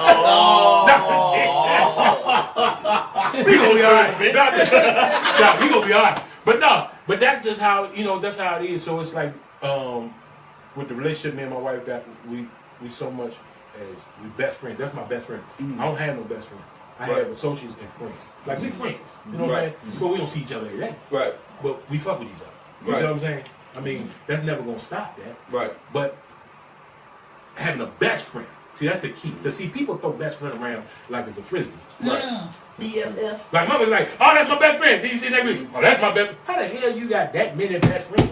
All That's those what motherfuckers help you. that one best friend. Yeah, because how all of them, do all of them really help out? Or do you really help all of them out? Are No. they really down with Are they you? really down with you? Because, Because you talk about her yeah. to her, and you talk about her Yeah. to her. There you all go. y'all BFF. But, there you go. But see, that's my thing. And that's one thing. With me and my wife, we talk everything. And I tell people. So when y'all I have tell y'all couples, conversations, y'all know the difference between the friend conversation and then the husband and the husband, conversation. wife, yeah. Okay. But you have to, because you have to separate those two. And that's the one thing, like, communication is the strongest thing in any relationship. If you can't communicate, you ain't going to be in a relationship long. You ain't gonna. Huh? I'm just saying that. Yeah, you said it. It's communication. Yeah. Because you gotta know what page y'all on. Because if something go down, you don't want to be caught with, with your motherfucking clothes on. It's like, nigga, I'm naked. What the hell? Goddamn, you should wait. I can But explain. I can explain. See, me, my thing is me and my wife are best friends. We talk about anything. I'm talking anything. I don't give a fuck. Like somebody tell me a secret, I'm gonna tell her because she gonna tell me. But that's between us. It ain't like she gonna go tell everybody. No, she gonna do that. Because that's what I do. That's why I say men fuck themselves with pillow talk. Because you got these bitch ass pillow talk niggas on here. Because they be in the bed, they got a woman or they got a wife, but they in the bed with this trick like this, talking about, yeah man, we doing this and we doing that, telling all what him and his wife or his girlfriend doing, or who they living with, tell this other trick. So now she got ammunition, so if some shit go down, she can tell everything and make you look like, for real, you can't really say nothing because when they say this shit and you and your other half only know this, how the fuck you gonna lie about it? How you gonna say, I don't know what they know, but the fuck that bitch did it. Now you get offensive. Now you get offensive now you swell it up. Now you in trouble there. You know how niggas do. You know how niggas do when he get caught. When a nigga get caught, he get offensive. Bitch, what the fuck me? Hold up. Now fuck this shit. You know what, bitch? See, that's your problem now. See, cause you gonna bring all this bullshit to me. They fucking with me on my job. Fuck that, this nigga that went all the way somewhere else. You don't sit your one nut ass down. Nigga, I just asked you a question, now you blowing the fuck up, now you lying, nigga. And your spirit like, nigga, I ain't with you. I ain't with you. Your spirit like, nigga. Because this is why I tell, like, it's so funny, and I tell my wife this all the time. And a lot of people that's around us, but we have a small circle. You gotta have a small circle. Especially when you're married, you gotta have a small circle. And then when you're married, a lot of times, you gotta stay around married people. You gotta cut some of your motherfuckers, single motherfuckers off. Like me, I got a lot of single dudes. Like even my brother Raheem the Bomb. Love the brother. He called me, we talk on the phone. He be like, man, come hang on. A lot of times I will, but then I can't. Because I say, nigga, no, I can't. I got a ball for you, man. There's too much going on. But if you pop a bottle, I'll be right there. You yeah, bottle. you bottle. Yeah. You be up front. I'm gonna stay down here with the bottle. Yeah. But it's like you gotta know people that you be with, and you gotta know they move. Because one thing about it too, and then you gotta have your woman gotta have so much trust in you, where you got a good friendship where they know they don't care where you go because they know who you are, and you ain't got to worry about your phone going on. Because I hate being with bitch ass niggas when here she go. Hello. We at the same place I just called you at. You just called me 2 minutes ago. You got an audience now. Now you got so now when you hear that, now you know the household ain't right. Oh shit. When she called it, that means in her mind, and you said it, she's like she don't trust you, right? Because she got to call you all the time. I don't give a fuck how much a woman love you. It's a different love when they gotta call, check up on you, and all this because it's something about you or something you done or something that make her insecure with how y'all relationship going. Because one thing about it is when us men don't realize when you got a woman and they know you got their back, them bras will go to jail for you. They'll go to jail. They will kill. If you see the show, what's the thing on BET? For my man. Oh man. For my man. Ooh. Sheesh. So you really watch that? You're not watching it for material. I'm watching for everything. And they got For My Woman now. Yeah. And because you gotta think about it, because you want somebody that it's like say you lose your job. When you come, you want to be able to know that y'all got a relationship so good where when you come in the house, you can come right to her and just tell her, look, baby, I lost my job. Because you already knew she got your back. So you can just come out and say, baby, I lost my job. What she going to do is, don't worry about it. Don't work on that. Get yourself together and work on it. Now, that's a true woman. Right. Now, in your mind, if you know that household ain't right, and you sitting in the parking lot of your job and you got fired, and you say, damn, I'm going to tell her that I lost my motherfucking job. Now, you know that's the problem. Because you know as soon as you come in and you say, I lost my job, then you like, so what you going to do? Then when they say, what you gonna do? You gonna This she didn't say what we gonna do. What we say. Gonna do. Now you know this bitch ain't no team player. What you gonna do? This bitch got to be, you gonna have to motherfucking trade her in the draft real quick. You got to go right in the draft. Bitch, you got to go in the draft real You quick. need to toss for power. You didn't toss some power. There you go. Oh my God. But I don't know about Tasha though. Because Tasha, the fucking bald head lawyer. Oh, she on one. Well, Well, Tasha But smashed. I can The ghost only smashed smash one. Yeah. that's funny. That is fucked up. The ghost the bad guy. That's the bad guy. Slinging pussy like he's slinging dope.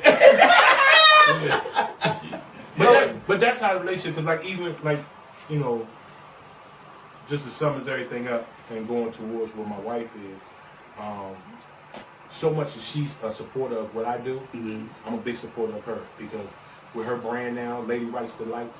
That's what I was going to get into. So what does your wife do? My wife, she left her job. Well, she had her position was she was one of the people that was afraid to jump. Okay. She was so afraid to leave her job for the security. How long was she at her job?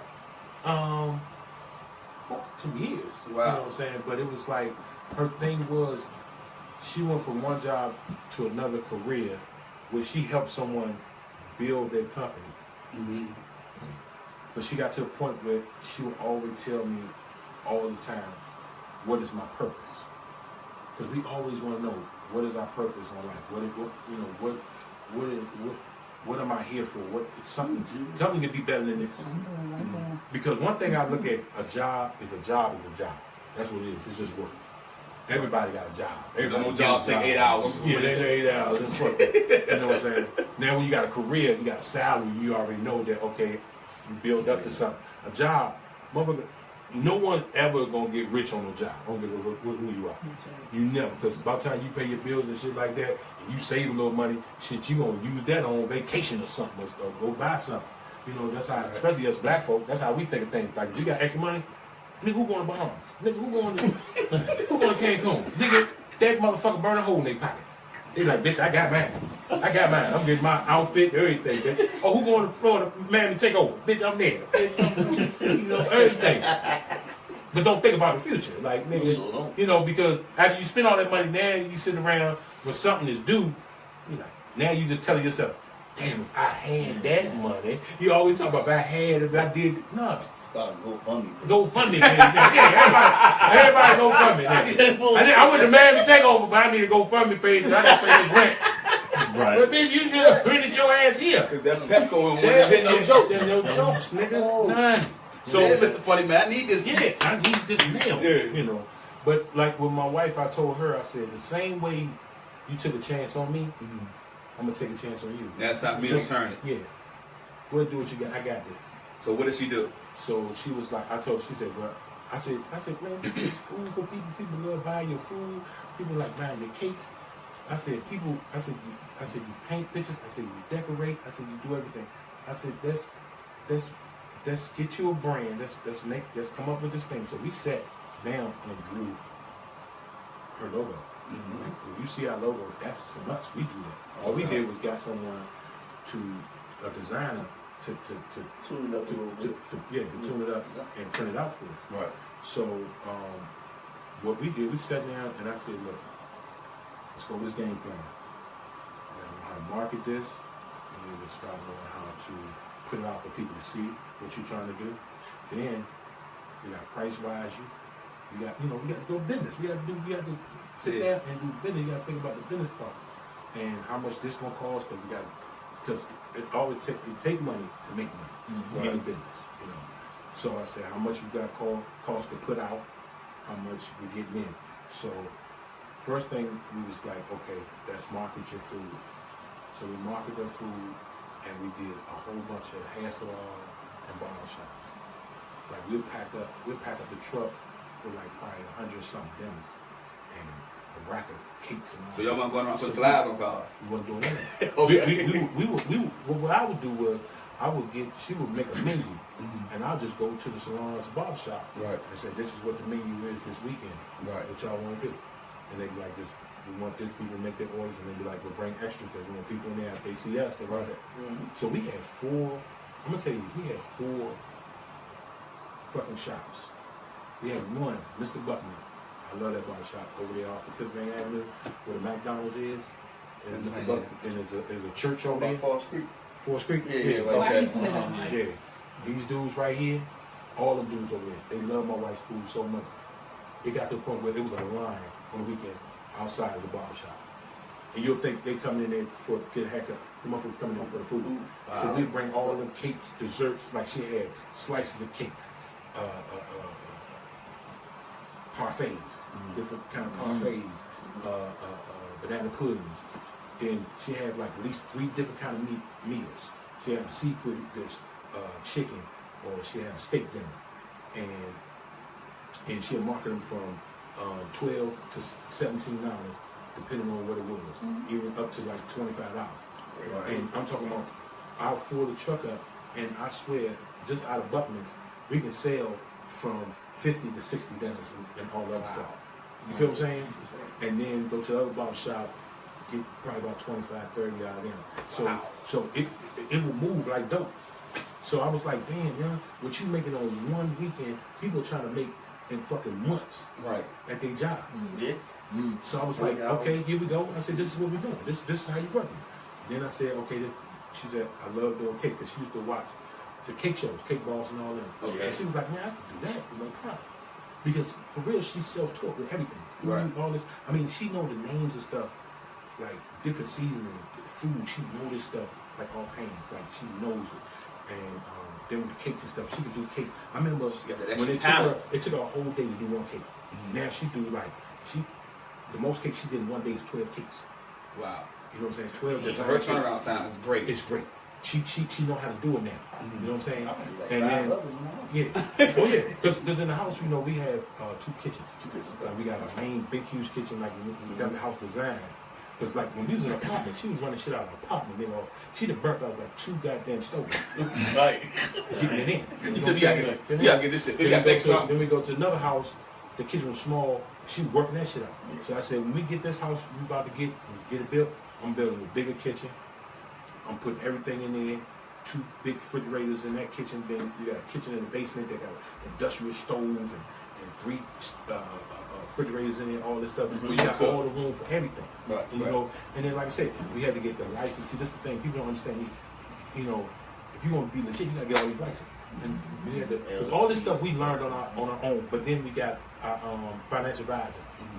He helped us. That's why I say you gotta get a team. Like we got a financial advisor and we got a tax person. You got all these people, and you got, because if you want to do everything legit and everything, make sure Uncle Sam taken care of and your business taken care of, and then this is when you start building wealth. Right. And that's the thing with people like me and my wife. We learned because our parents never taught us this. You got to think about it. Your parents ain't never sit you down and say, prepare yourself for college, prepare you, especially black families. Or even you came from a family like I came from a single family home. It was just my mother.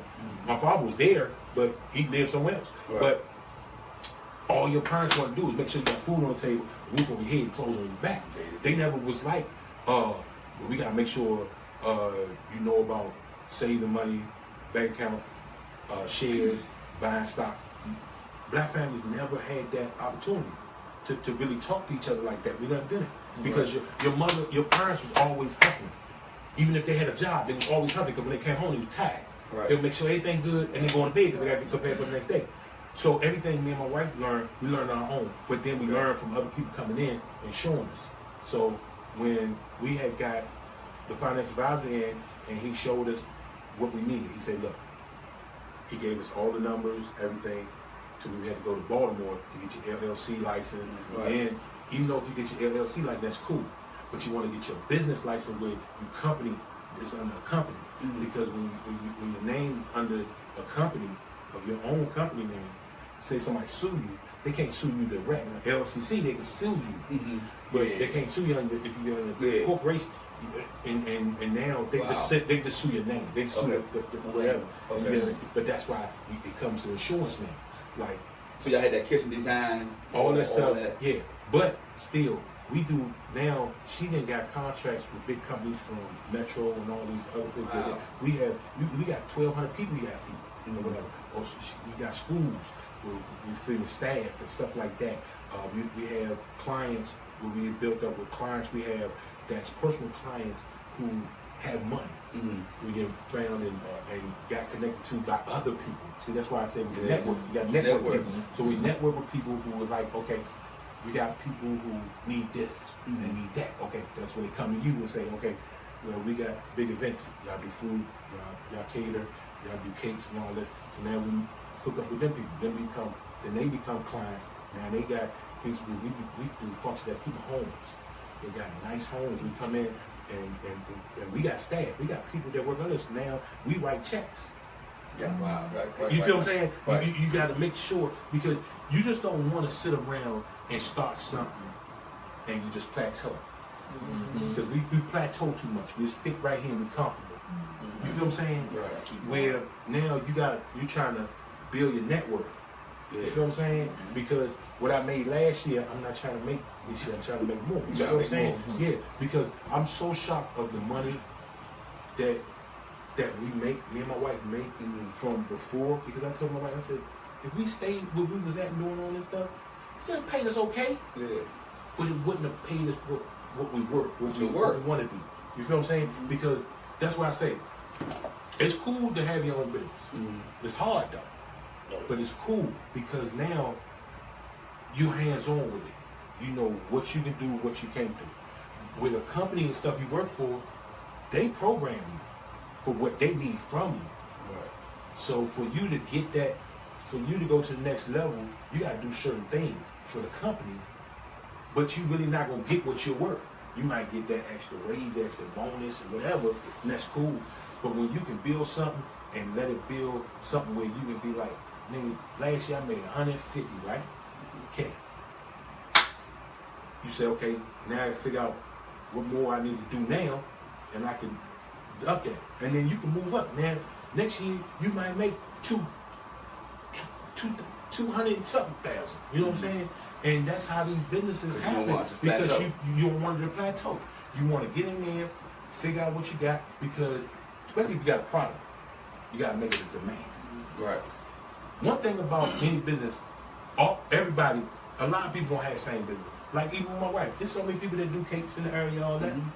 But you got to figure out what make mine stand out more.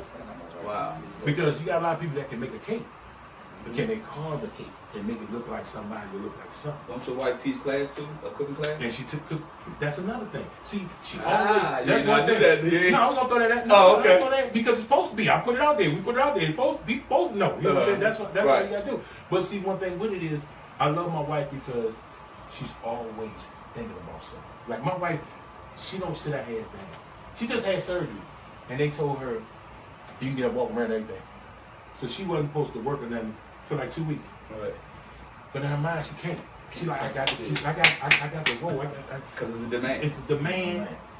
People even talking about, don't worry about it. You know, my function ain't to them. Whatever. She's like, nah, we got to get this together. We got to meet up. We got to do this. All it takes is a slip for somebody else to try to slide right in. No, it ain't even about that.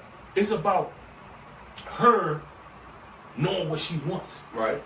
You feel what I'm saying? Because one thing about a woman is if they on track and they on their shit, nigga, they'll out hustle a man in a minute. Oh yeah, of course. They will out hustle a man because you gotta understand, women are really the backbone of everything for real nowadays. Right. Because one thing a woman is, you can have all the kids by your woman, but your ass can get up and go start another family with no problem. You know what a woman gonna do? She gonna stay there with all your kids and make sure that shit good. She gonna be mad as shit at you, be ready to kill both of you motherfuckers. But she ain't gonna fuck that household up. She gonna make that shit gonna still run like clockwork. Everybody get their ass up, wash their ass, go to bed, go to school. That's one thing a woman gonna always do. is they gonna always hustle more than a man will. And you can see that now. You can see that in motherfuckers because you got some dudes. If they got a woman that's gonna work or whatever, they'll slack off. They get comfortable. Cause I know some cats, and you probably know them. You probably know some cats. That you know, dudes like that. It ain't.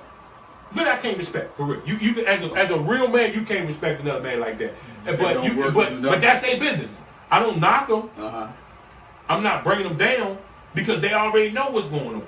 But I've always been a dude that I've always been independent. Like I always lived when I left home. I lived by myself. I never depended on a woman because I never wanted a woman to have. I felt like women had power over me. She felt like you can come here when you supposed to be. You feel a certain way when you out. Like I gotta be home or whatever. You know what I'm saying? Because if you live with a woman, you gotta make sure you're not fucking home up. So you gotta like, man, I gotta make sure I get in the house. I gotta make sure I call them, make sure that shit. Yeah. So now you didn't have programmed. But then if you're an independent dude, you don't worry about that because you know, nigga, I got this. Like all the women I mess with, they be like. That's moody. Ooh, you got your shit over there. I got say no. Ooh, we come together. You sleep in my house. Take this shit with you. Don't be hiding no shit. But when you leave, motherfucker, I do a thorough clean through this. I'm serious. Like every piece. Throw that shit in the shower. Close that nigga. That's how they got the curtain. Oh, the bitch gone. All right, get the vacuum cleaned out. Everything. I hear something. Click. Oh, that bitch trying to leave it back. That was an earring back. I heard the vacuum cleaner. Click. When you hear that shit in the vacuum cleaner. She comes back to my earring over there. Yeah, I don't know. I don't know. You come check. When she check, motherfucking rug got the motherfucking vacuum cleaner lines. Like that right there? Yeah, like that. The bed sheet tucked, new sheets on the motherfucker, everything. Shit, the glass is clean. Ain't no lip stuck on no glass nowhere. Because women know how to do that shit. They be like, I'm gonna leave some shoes over here or something. I'm gonna come back. No, you gotta leave it. Why? Why you leave some? You ain't gonna come over tomorrow or something. You know what I'm saying? I don't know. You might not come back. I don't know what the fuck. That mean I gotta bring your shoes to you. Like, that's make it easy on both of us. Take your shit with you. So, but that's how this thing is, and how I look at life now is I like to see other people happy now. I don't know about y'all. It's like now I like to see other people do well. Like I don't like that's one thing I never understood how we can hate one another, especially as black folk, because everybody look. One thing I look at it like this in life is, as a man, it's always gonna be a dude got a bigger dick than you. First of all, always gonna be a dude that got a bigger dick than you. You might in your mind say you got a big dick. As long as you know in your mind you good with what you got and you can't do nothing about it, nigga work everything. Nigga work your mouth, your fingers. Nigga, put a strap on, nigga. Make it something. Put a strap on or something. Yeah, something. Or something. You know what I'm saying? Shit. Motherfucker, somebody gonna have more money than you. Yeah. Better living. Somebody gonna have a lot of shit better than you. Look better than you. All this shit. But if you worry about that shit, your time and your life is gonna go by so fucking fast. The light gonna start flashing. The light gonna start flashing. Nigga, you got 5 minutes. You got 5 minutes. What you gonna do? What you gonna do? So I look at it as this. Black people came up with this word hating. I don't care. No other culture came up hating. You know, white people hating a different level. They hate. They compete. They different. They try to crush each other with certain things. Yeah. They don't try to. They're not gonna show off because they don't look at like we look at. Like they don't look at a nice fucking whip. Right. As that. They like, nigga, you didn't spend money now. Now I got you over money now. Yeah. You didn't spend your money. You spent the 8 again on that Tesla. Now See, our mind frame is. This nigga, not knowing nigga didn't struggle to get this motherfucker, but he got it. Then this motherfucker got better cut than me now. But nigga, how you get that? How you get? Why? They don't. Because first of all, that person got to deal with them notes. Mm-hmm. Or if they buy outright, they got to deal with that shit. Maintenance, or that's their shit. You feel what I'm saying? I'm just gonna ride. I'm gonna ride. You know what I'm saying? I'm like this. Not all of us gonna be millionaires. Right. You know what I'm saying? You know, you gotta think about motherfuckers that's doing worse than you. There's people out here, there's a lot of motherfuckers doing worse than you. If you got a roof over your motherfucking head and you can ride around and you got food in your motherfucking refrigerator, nigga, you winning. Winning. You winning. When I wake up in the morning, I say, thank God, woke me up. I already won. Man, I gotta make sure I make it through the day. But I got food in my stomach. I got good people I can talk to. I'm living life. Right. You feel what I'm saying? Because, like I said, after you get 40, now I'm really seeing how shit working. Like health. That's why I had a scare the beginning of this year. Nigga, I thought my wife killed me. I woke up in the morning, she wanted to get freaky digging. So I'm like, all right, mind you, my highest weight was 325. Now I'm down to like 230, you know what I'm saying? Wow, Coming up. So, you know, I'm trying to get off my, I'm trying to get off my blood pressure medicine. My doctor said, you keep doing what you're doing, you need to drug. Right. I said, all right. Because I don't want to be on dialysis. You got these motherfuckers got to go to dialysis. And a lot of cats I know, they got to be hooked up to a machine, get you some good blood, because your blood dirty as a motherfucker. You know what I'm saying? But so, one morning, my wife, she and this motherfucker gonna get pretty big. So I'm like, and see, this is when people know. I'm telling you, sex can let you know if you got good health or you in good shape. Nigga, fuck trying to work out and let you find out you ain't in good shape. Nigga, fuck real good. Cardio, man. Not just fuck. Not the fuck. Fuck real good. Fuck real good. Yeah, the extra fuck. To make when you finish and she getting off you, she like, ouch. Yeah. She like, oh, I got Charlie or something. I got cramp or something. Yeah, because as you smash, you be like, when she get off, you be like, ouch. Yeah. You like, okay. Yeah. We didn't overfuck. Put that work in. There you go. Look, you deal with that pain right there. Yeah. Sleeping Westbound. Yeah, I'm a rubber. Yeah. But I'll take my nap. But I was like, damn. So after we did it, I sat at the edge of the bed and I was breathing real hard and shit. Normally you breathe real hard because you try to catch your breath. Yeah. But this shit kept going. It was like going levels. I was like, oh, this shit ain't coming down. And then I said, I got real tired. I was like, nigga, I'm about to fall out. But I was like, nigga, I'm gonna lay down. She was like, well, just lay down. But she's like, nah, just let's go to the doctor. Try it. Nah. I said, I'm gonna lay down, take a nap. But then I was like, I'm tired, but I ain't sleepy. Why I can't? I don't feel like I can go. So what it was, your body tell you shit. You just gotta listen. Yeah, listen. So I was like, I said, nah, I'm gonna chill. I'm gonna let it calm down. That's when something popped in me. I start coughing.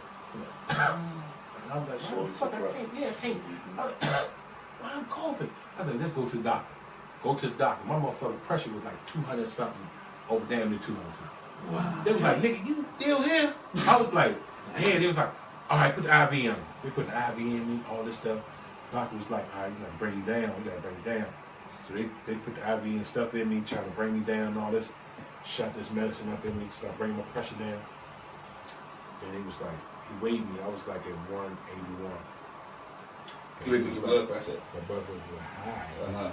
It was like, nigga, you supposed to have a stroke. Right. It was like, then I told him what medicine I was taking. So crazy because this doctor gave me a dose from this other doctor gave me this dose I was taking, which I should have came back and changed because it wasn't strong enough.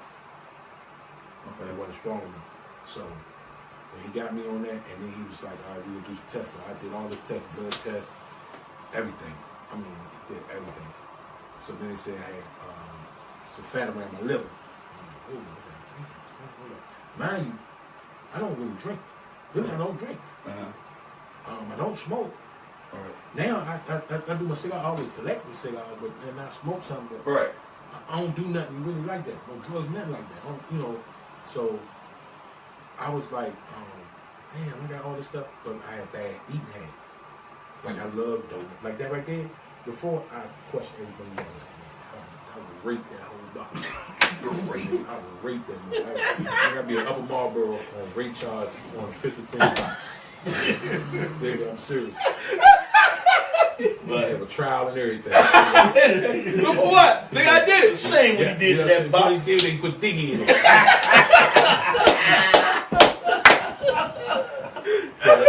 But no, he one thing about I changed this doctor, the doctor I got now, and that's one thing I tell a lot of black men to do is find a doctor that know your body.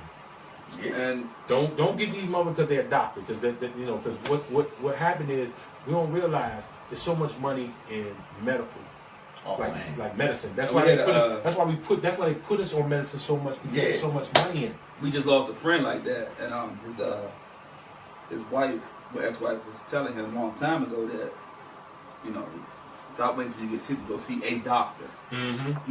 You need to find a doctor and stay with that doctor that knows you, that knows your body, knows your ailments, and he didn't do it, and unfortunately he passed away on July 9th. You know what I'm saying? Yeah, and we're doing something you could prevent. He could have prevented. Yeah, it was some stuff that he could have prevented, but we don't know for how long, because it's going to find out that he was given a life expectancy of only 30 years. But he surpassed that and lived to 46. Yeah. So that was great, but I think, and I'm quite sure all of us probably think the same thing, that if he would just found that doctor, he could have lived longer, because he had sickle cell and he had a dysemia trait, which is a bad liver. So as you said, once we get older, you get that 40 age. You know, when you're young, your body gonna fight all out of that shit. Oh, you're young. But now things slow down. Slow down. Your metabolism. Yeah, you gotta start taking care of yourself. Testosterone, all that. So that's why we're doing a walk on September the 3rd. If you're available, we're doing a walk September 3rd. And one of Billy the Kid, shout out to Billy the Kid. One of his goals was he never got to walk the bridge. Billy the Kid never walked the bridge before. Okay. So he said that was one of his goals. He wanted to walk across the bridge. So we like, let's do this walk. So we call it walk, water, and wine. So we're gonna walk, we're gonna drink water, and once we able to complete the walk, have a wine, have a celebration cup of wine. I mean, wine not bad because it's made of fruit and stuff like that. Yeah, you know so we want to do that on September the 3rd. Shout out to DJ Rico and Noise Maker Nation. Rico, he's gonna he has joined with that as well. So we like, man, let's make it a big situation, man. Let's make it a big deal because. But see, you a good dude, man. See, that's what I'm saying. That's why they call him Good Mike Reed. Good Mike Reed. See what I'm saying? You should have been a reverend. You know what I mean? Did the dude punch me in the face? Oh, no. Then they gonna forget the whole. No. Then the whole Michael Cook. Then the whole punch me in the face. He don't punch me in the face. Oh, one of my deacons. Man, Deacon Billy, get him. Deacon, put that word in. Yeah. But it's like, man, we got to, and I'm glad you said the help because I know me and Skiba. Times have always, because we always been talking about let's get on a bicycle together and let's get that. Yeah. And he always, in Skiba's defense, he always, man, give me a date and time. Yeah, I just need to know. That's all. And my thing with that was, I felt as though, and I apologize to you. I'm gonna apologize to Skiba now because I felt as though, Skiba might be a little too busy to even do that. So let me just let Skiba be Skiba and do him. So I apologize. No, that's the beauty of when you work for yourself. You make your schedule for it. Yeah, that's the beauty. That's the perk of having your own business because sometimes you can just put certain things to the side and go do other things. And I know if we decided to create a situation where we say, okay, let's start a bicycle ride, and I know trying to get the help thing because it won't be only for you because it'll be for other people that need to get help that wants to get healthy. That will draw them out as well, man. Because again, we don't know who we can touch with that, man. As far as like getting healthy and riding bicycles, because none of us is in great shape. You know what I'm saying? You just said earlier you're trying to get back to your fighting weight. Yeah, I'm like, because I'm gonna tell you right now, I surpassed my goal. I wanted to get to 250, but I was like, I felt real good. Like I feel great right now, but I'm like, I'm gonna keep going because I know I'm not gonna really get. My thing was I just want to lose my stomach because that's where my weight comes. My stomach, and my face. Right. If I can lose my face weight and my stomach weight, I'm good because everything else falls in place because one thing with the midsection is it does a lot of things to us as men. Like if you ever, a lot of times when you feel your back hurting, that's your stomach. That's like women in their breasts. That's their why they breasts. back. Yeah, because like my wife then lost 30 pounds and she's top heavy. Now her back is killing her. Now she's telling me, asking me, now I'm ready to get a breast reduction and stuff like that. But I don't. I'm like, I still know the fun bag. That's why I married her. I was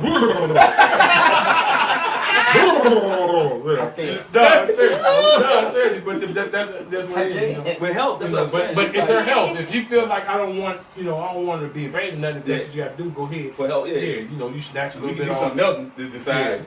Yeah. or they can just give me that piece, the pieces that they take. Oh yeah, but as you put them in the bag, take them out. And like you said earlier, it's like when we turn this on, when we turn the cameras on, you touch so many people. You be like, hey man, look, we're doing a bicycle ride, man. Mike Skiba, Will, Skull, we all on a bicycle ride, and let's be clear, ladies. Let's get together and However, you know what I'm saying, whatever exercise they may do, because I know we got an event coming up soon where they want us to go broadcast live from a yoga studio. They want us to come and do yoga. Is it hot yoga? You know it is. I don't want hot yoga because that's when your creases start doing shit they want to do. I don't know. Man, everybody wants their ass because see, it's for health. I don't care health, but you go in one of them classes, y'all. You go in them classes, it smell like somebody got their ass on the fan. I think what they're gonna do. I think that day, I think they're gonna shut it down. Maybe they're gonna shut it down. Yeah, shut it down. Everybody wash their ass and come back in. And let us come in. It'll be only a select few of us that's gonna be able to go. Okay. Do a yoga though, because they want to broadcast live, of course, because it's gonna be hot yoga. It's gonna be for the YouTube channel, Mike Reed Entertainment YouTube channel. It's gonna be for that, man. They just want to see how we react. But it's like I think, like Skiba said, man, when we turn the camera on, man, we never know who's gonna see us, who we can touch, man. And when I see Skiba, I'm like, man, you lost a lot of weight. And when I talk to Skiba, I said, man, you owe me. Because I'm seeing all the weight he lost. I'm like, man, damn. Like you said, you get that thought process in your head that I want to lose this weight, and you did, man. From 325 to 2, that's almost 100 pounds. And that's 100 rounds. Well, you think about it. When I started at 325. When I came down 330. You might say round it off. Yeah. 330. All right, 330. Yeah, you say 330. All right, but then I came down to 281. Thought I was doing something, but my body. That's when my body said you still ain't doing that. Yeah. But then after that, and I felt like, shoot. I done built this gym in my house. It should be no excuse. Because I get up in the morning. Because seriously, if I'm out of town, I take some workout stuff and I go to the gym in the hotel or whatever. But when I'm in the house, I get up in the morning. I get up early in the morning. Mm-hmm. I go in there for 45 minutes. Because I get on I put the mat out and I do floor exercise and stuff. Then I hit the weights a little bit. Yeah, I do like the Olympics when they be no, you know stuff like burpees and stuff like that. Burpees and stuff like that, and get that in. Then I do the weights, but I don't do heavy weights. I do I match from like 25. I use 25-pound weights and the 30-pound weights. Okay. I just want to tone, you know, because I ain't trying to swell up and all that shit. Because I ain't doing security. I ain't fighting crime. You ain't fighting crime. And I ain't stripping. So I ain't, you know what I'm saying? Because all the strippers then start working at Metro in the post office now. So the show on. He's out through that end, right? He's out through that end, right? It's so true. Because it's the truth, though. It's the truth. Because I'll ride somewhere in the city. And I looked up and see if they got to do strip. I said, they go to buck like that. Like nigga, this shit ain't going. Because like I said, you go and strip for so long. You can slow your penis and slap it across people's faces. The balls will start looking like what? They gonna start like Ninja Turtles. Shell cases. I know one that's a chef now. Yeah, So you know, some things ain't longevity. You know what I'm saying? Right. But that's cool though. That's cool that you have done that and then you transfer over to something else. You know what I'm saying? Because now the shit is real. Mm-hmm. The stuff is real. So but it was just my biggest thing now was like now my health and my family, because God come first. Then my family, like me and my wife, we're a team, and then everybody else fall in. But like I said, it's all about what I'm doing now on this earth for other people, not other than myself. Right. But giving back, because I feel good when I give back, more so before when I was younger, it was always about me. But that was all of us. It was always selfish. But when you get to a certain point where you in your life, you want to give back. That feeling right there is you can't even describe it. So that's how I live my life now. I live my life now is I just try to be on the straight and narrow, just stay in my lane, don't get caught up in other people's stuff. I keep going up because you don't always have people that come in. I have people come in my DM and say crazy shit, or even with my wife. My wife had one where somebody used a false name and all this stuff came in and said some true shit, which kind of my wife got a hard exterior, like she got this shield, like she can block some shit off. But I knew it messed with her because when you work so hard doing stuff, You don't want nobody to bother you. You know, you doing your thing. You know what I'm saying? Right.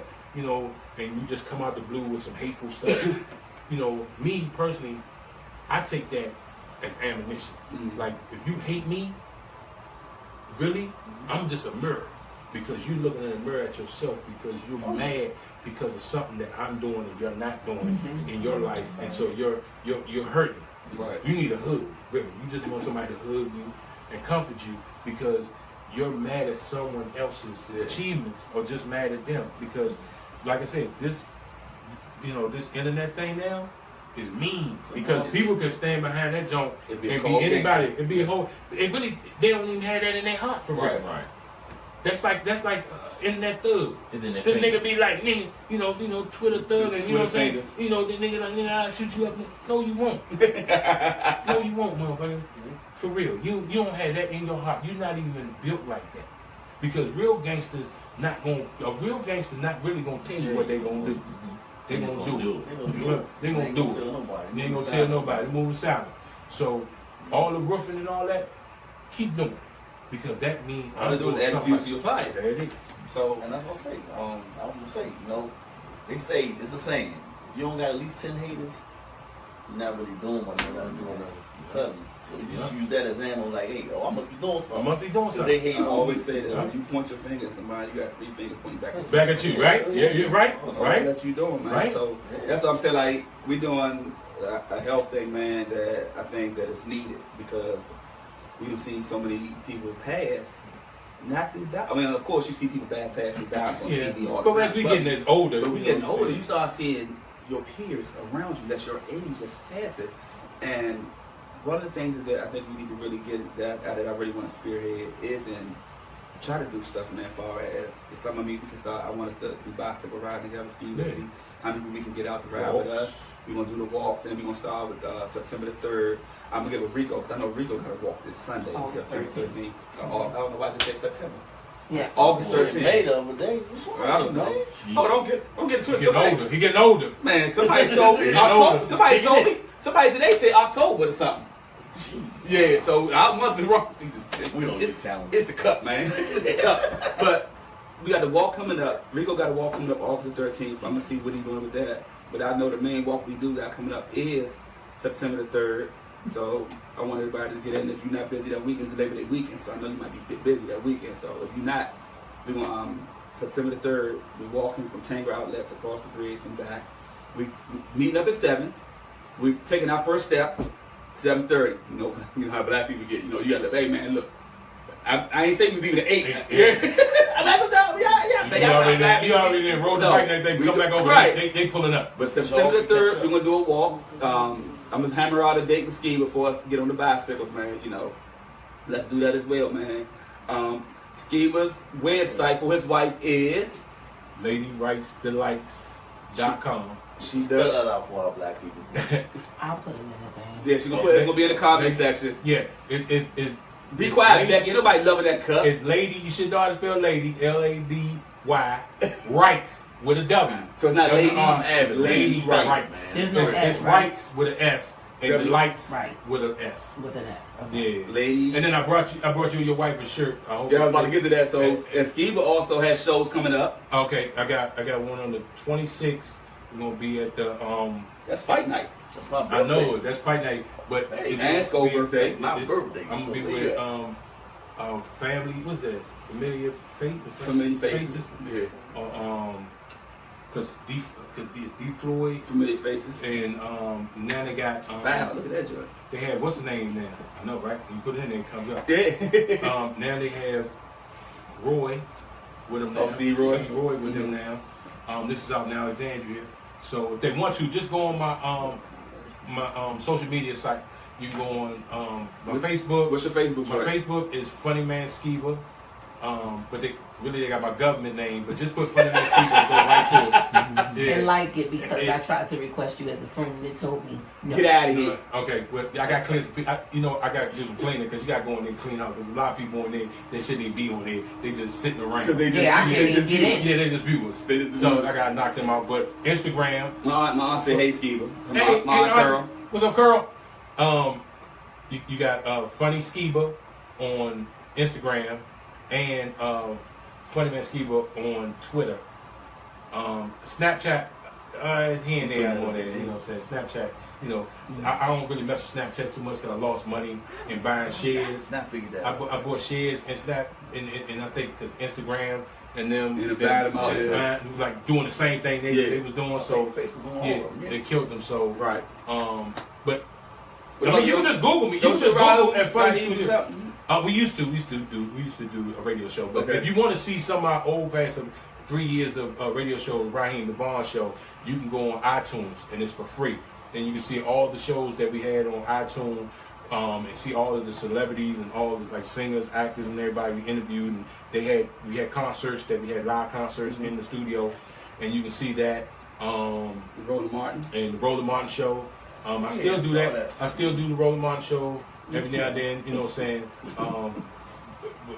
You know, he had the Wild Out Wednesday thing, but that thing got so crazy that he just put anybody on the zone now. You know what I'm saying? He does. Yeah, so it's not even what it should have been, because I think a lot of people got on there and just wanted TV time. Yes.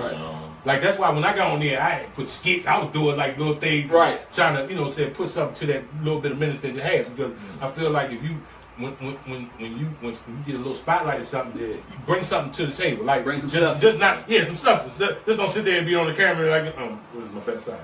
And you laugh at every dumb thing. Yeah, that's it. I mean, but you got right. So, but now people don't really know what you do. Like you might say at the bottom. Mom said you still funny, cool, and down to earth, dude. Thank you. I salute you, baby girl. Appreciate it. Yeah. So so like I said, you can Google me at Funnyman Skiba. Everything will pop up. Everybody that followed me, thank y'all so much. God bless y'all, man. Appreciate the support. Especially thank you, Mike. Thank everybody on this panel. Thank y'all, you know what I'm saying, you and your wife for bringing me and y'all home, you know what I'm saying. This supposed to be an hour show, y'all. I know, right? Yeah. But you know, with me, I run my mouth. I got stories for days. You know what I'm saying? Hey, I just thank you for putting me on y'all platform, man, and much success to everything that you're doing right now. I'm gonna let Will speak first on that about coming to the show. I mean, I'm gonna say it first. I appreciate you for taking the time out, coming to the show, and you know, cutting time out for us, man. Because, like I said, man, sometimes you get to the point where you like, I don't want to be a boggler or a burden or be like X, Y, Z, and this and that. But I was like, man, you know, I gotta call Skiba. No, real people. I gotta call when Skiba. People are real, it should never be that. That's like somebody saying they feel like they so famous that they can't mess with other people because they feel like they peasants. Like, you got some people. No, seriously, you got some people, and I have seen it personally. Like, I done been to California. When I go to California, and I see some of the cats that I came up with and all that, and they doing little stuff. I mean, like Mother say, how your little acting going and all that. But they doing some stuff. They doing their thing. They doing good, right? Right. And how they look at other people like they can't come by them. Like they looking like, why is this motherfucker behind me? Like, you know what I'm saying? Right. And you're like, nigga, who is you to be like, you know what I'm saying? Like you above a person. Like when Kobe when Kobe told Dwight Howard, I know you. Yeah. I know you. Like, really? Yeah. So, you know, but I you know, it's like saying because someone's bank account bigger than yours don't make you better than that person. Right. Because you're not. You feel what I'm saying? Right. Or you got more education than that person. No, you're human. We all have blood going through our veins. You know what I'm saying? Stuff like that. We all gonna die. We all wake up in the morning. Yeah. You know, so put some pants on the same thing I do, buddy. You know what I'm saying? Yeah. So when you get that out your head, your life will be so much. You have so many blessings come in. Because that's one thing you don't never want to block your blessings, and that's one thing I don't never want to do. Because, like I said, after this life, I want to live whatever they say that better life. Right. You know what I'm saying? Right. I don't want to be able to be. You don't want to be in that line and God be like, "Come on, Steve, you know it." You know, man. I don't even know why you stay in this line this long. You waste all this time. You done got Moses up here looking for your name in this book, knowing it ain't in the book. Yeah, but it's like, man, I just appreciate the fact of you taking the time out for us, man, that's coming through, man, and of course we gonna have them on the show again, man. We want to start doing things together, as far as like stuff, cause I didn't know that Skiba had went through that blood pressure situation earlier, man, and it's tomorrow's not promised to none of us. And we've been learning that And we've been learning it the hard way, and we shouldn't learn it the hard way. So we have to get a better understanding of that. That's number one. So whatever health stuff we can start doing, man, and try to reach out, whether it's one person or 100 people. I want to start doing that, and I want to start reaching out to everybody, man. And I want to get back out to support, and as you said, giving back, man. We're doing the Walk for Joe, the Walk Water and Wine. We're trying to raise money, and the money we raise, whatever donations people out there give, we're going to take the money, we're going to buy food, and we're going to give back, feed the homeless. And if y'all want to donate coats or blankets, however, because y'all know how the summers and the winters be lately, so it's been real cold. We giving homeless people coats and blankets as well.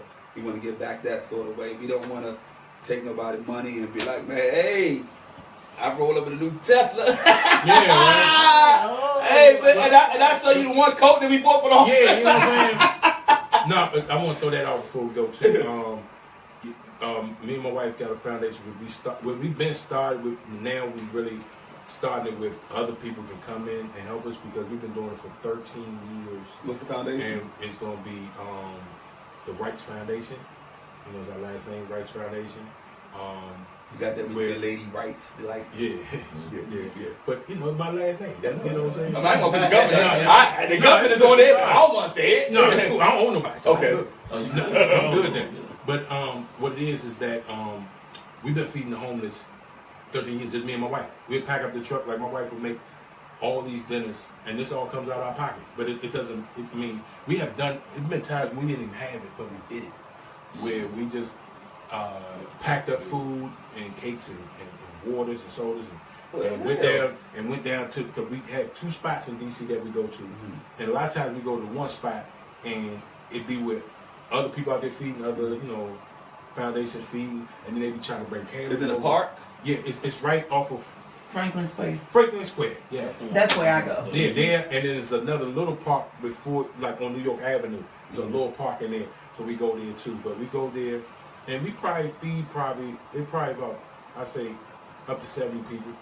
So we try to feed. So, but what we do is now, since I feel that we've been doing this so long now, we want to bring people in. Oh, well, not so much, fine. So it can get out of our pockets, which we don't mind because we've been doing this, and it's not trying to do it for anything but just to give back. Yep. And like I said, I think that's part of us. Me and my wife being so blessed is some of that's a part of it. And that's because crazy because we've been trying to find people to jump into with. Like, to be honest, we wanted to get in with people that wanted that help, because what happened was before we was feeding the homeless, and I think what happened was, and this is the craziest thing though, the lady that we was helping, she we was like, well, we got some other people that want to get in and broaden and help, so she's like, okay, great. So we went to go feed the homeless, and I think she bought like 2 bowls of soup, like 2 bowls of soup. And that night we had a car club that helped us. We done fed the homeless people probably 2 times around. She just wasn't doing it for the right reason. And she was like, she said, "Mom, wrap it up. I didn't know nothing about none of that stuff, and they did this without doing." Yeah. I was like, wow. So we like, okay, that's your thing, let's do it. So we was already trying to get with somebody else, and when Rico came on, Rico said he has a foundation where he's giving back. So I'm like, that's great. So now it's like, we got you. So now we have 2 avenues where I think that we can generate enough people to support both avenues, man. I think that's great. Like, we can help you and Rico, and we all can come together. To be honest, I would love to have. I will have Rico on the show. I will have Steve on the show, and we will discuss that situation, man. Because I think the more the merrier to give back, man. I think all of us. And that was our biggest thing too, because it's like we can only do as much as we can. Yeah. And I think it bringing other people on, because not even just the food part, just like we get coats, blankets, stuff that people, you know, that we just throw in the closet and don't even use it. And I got coats in that joint right now that I don't even wear. You know what I'm saying? Like slide that joint back. And, you know, you see that joint in the closet, you slide it. But somebody else, it could be the world of them. Yeah.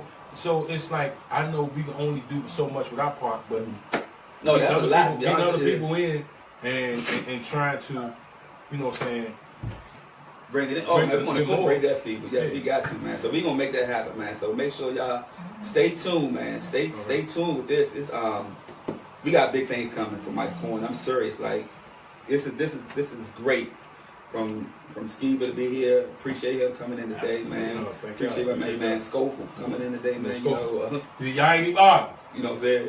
It was, See, y'all ain't even grown man argue. They ain't grown man argue. They Get just older. I'm Yeah, so you know proud. what I'm saying? I'm so proud of you. Come on, man. Come on, man, so it's just a great feeling, man, to see people or to have people that just genuinely feel that you are a true friend. I'm glad that you feel that way about us, Skiba. So we appreciate that, man. We like I said, man, we got the walk coming up September the 3rd for Walk for Joe, Walk Water and Wine. Hopefully we can get Skiba out there as well. I'll get with Skiba on the date that we can just do a bike. We can do a bicycle ride, man. We're gonna promote that as well. Again, y'all know we're going to Philly September the 1st. Cheesesteak run. I know what we do. Cheesesteak run on September the 1st. You can chill Saturday and get up Sunday morning for that. Now, if they wrap the cheesesteak in lettuce, I eat that shit. I don't eat no bread. You off the bread? They do. Hey, listen. Man, stay off the white. They do. So Cause you know bread. they- Because see, a lot of they people don't fix realize it. bread don't is have good. no bread. Don't have no substance. Bread don't have nothing. It don't give you nothing. It just go on your body. It just go on your body. It don't do nothing. It expands. Yeah, And, that's we're all. gonna make that happen, man. So we got it's gonna be great. So man, y'all stay tuned for the next show. When then we're gonna have Skiba. I'm gonna have Skiba on here. I'm gonna get Rico. We're gonna talk about the foundations that they have and what we can do, because they already established their foundations, and we want to get with them and let them know what we can do as a group, and let them know that all the viewers, show them that y'all not just viewers. Show them that if we call on y'all, that y'all come out and support and help. So we gotta let them know, because if they're trying to expand, we want to help them expand as well, man. Because there ain't nothing like giving back. If y'all haven't gave back before, y'all missing out, because it's such a great feeling to do, Man, man. you don't, yeah. So I really It's crazy. appreciate that, y'all, man. Thank y'all for tuning Hold in, up, man. before we go, tell your first joke. My The first joke you ever did? Yeah, Oh! ever did. Tell your first All right. joke. Wow. Alright. This is Joe right here. Did you write it down, or you just said it? No, I wrote this down, and I think I still got it in a box in the house. Alright. It was my uncle, right?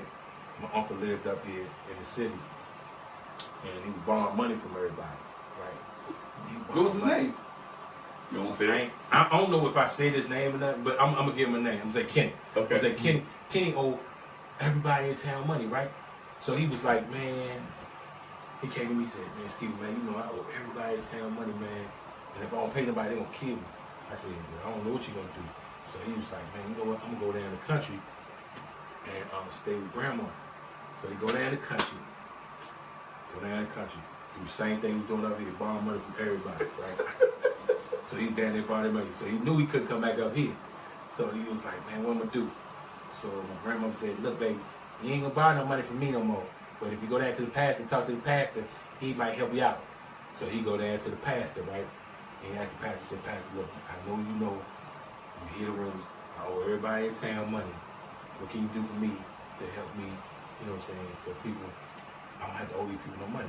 The thing is, look, I ain't gonna give you no money. But what I can do is I can set your funeral up, and you look like you're dead, and have people come in and view your body, and they think you're gone. So you don't owe nobody nothing. So he said, all right. So the fool got up in the casket, and they put him in the casket, right? So people came in.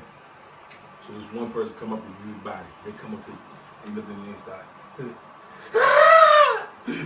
Start crying. Dude said, hey, fucking with you. I got gambling debts. I owe people. Man, I'm glad your ass dead. He moved on. So this lady come up. She see the body. She start crying. Yeah, he dead. Oh no, he dead. And she said, fucking with you. I lost my apartment. I lost my dog. I lost everything. I'm glad your ass is dead. She walked over. So this last dude come up. Mother walk up there, man. He look at the body. That nigga just bust out there. This nigga dead. He dead. Fucking with you.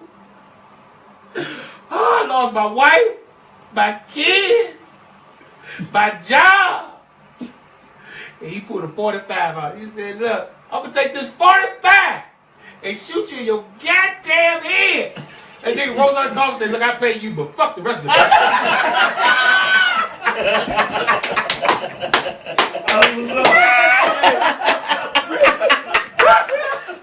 Real quick, man. Hey, before we get out of here, Funnyman Skiba t-shirts, man. You put this joint in, man. Funnyman Skiba t-shirt, man.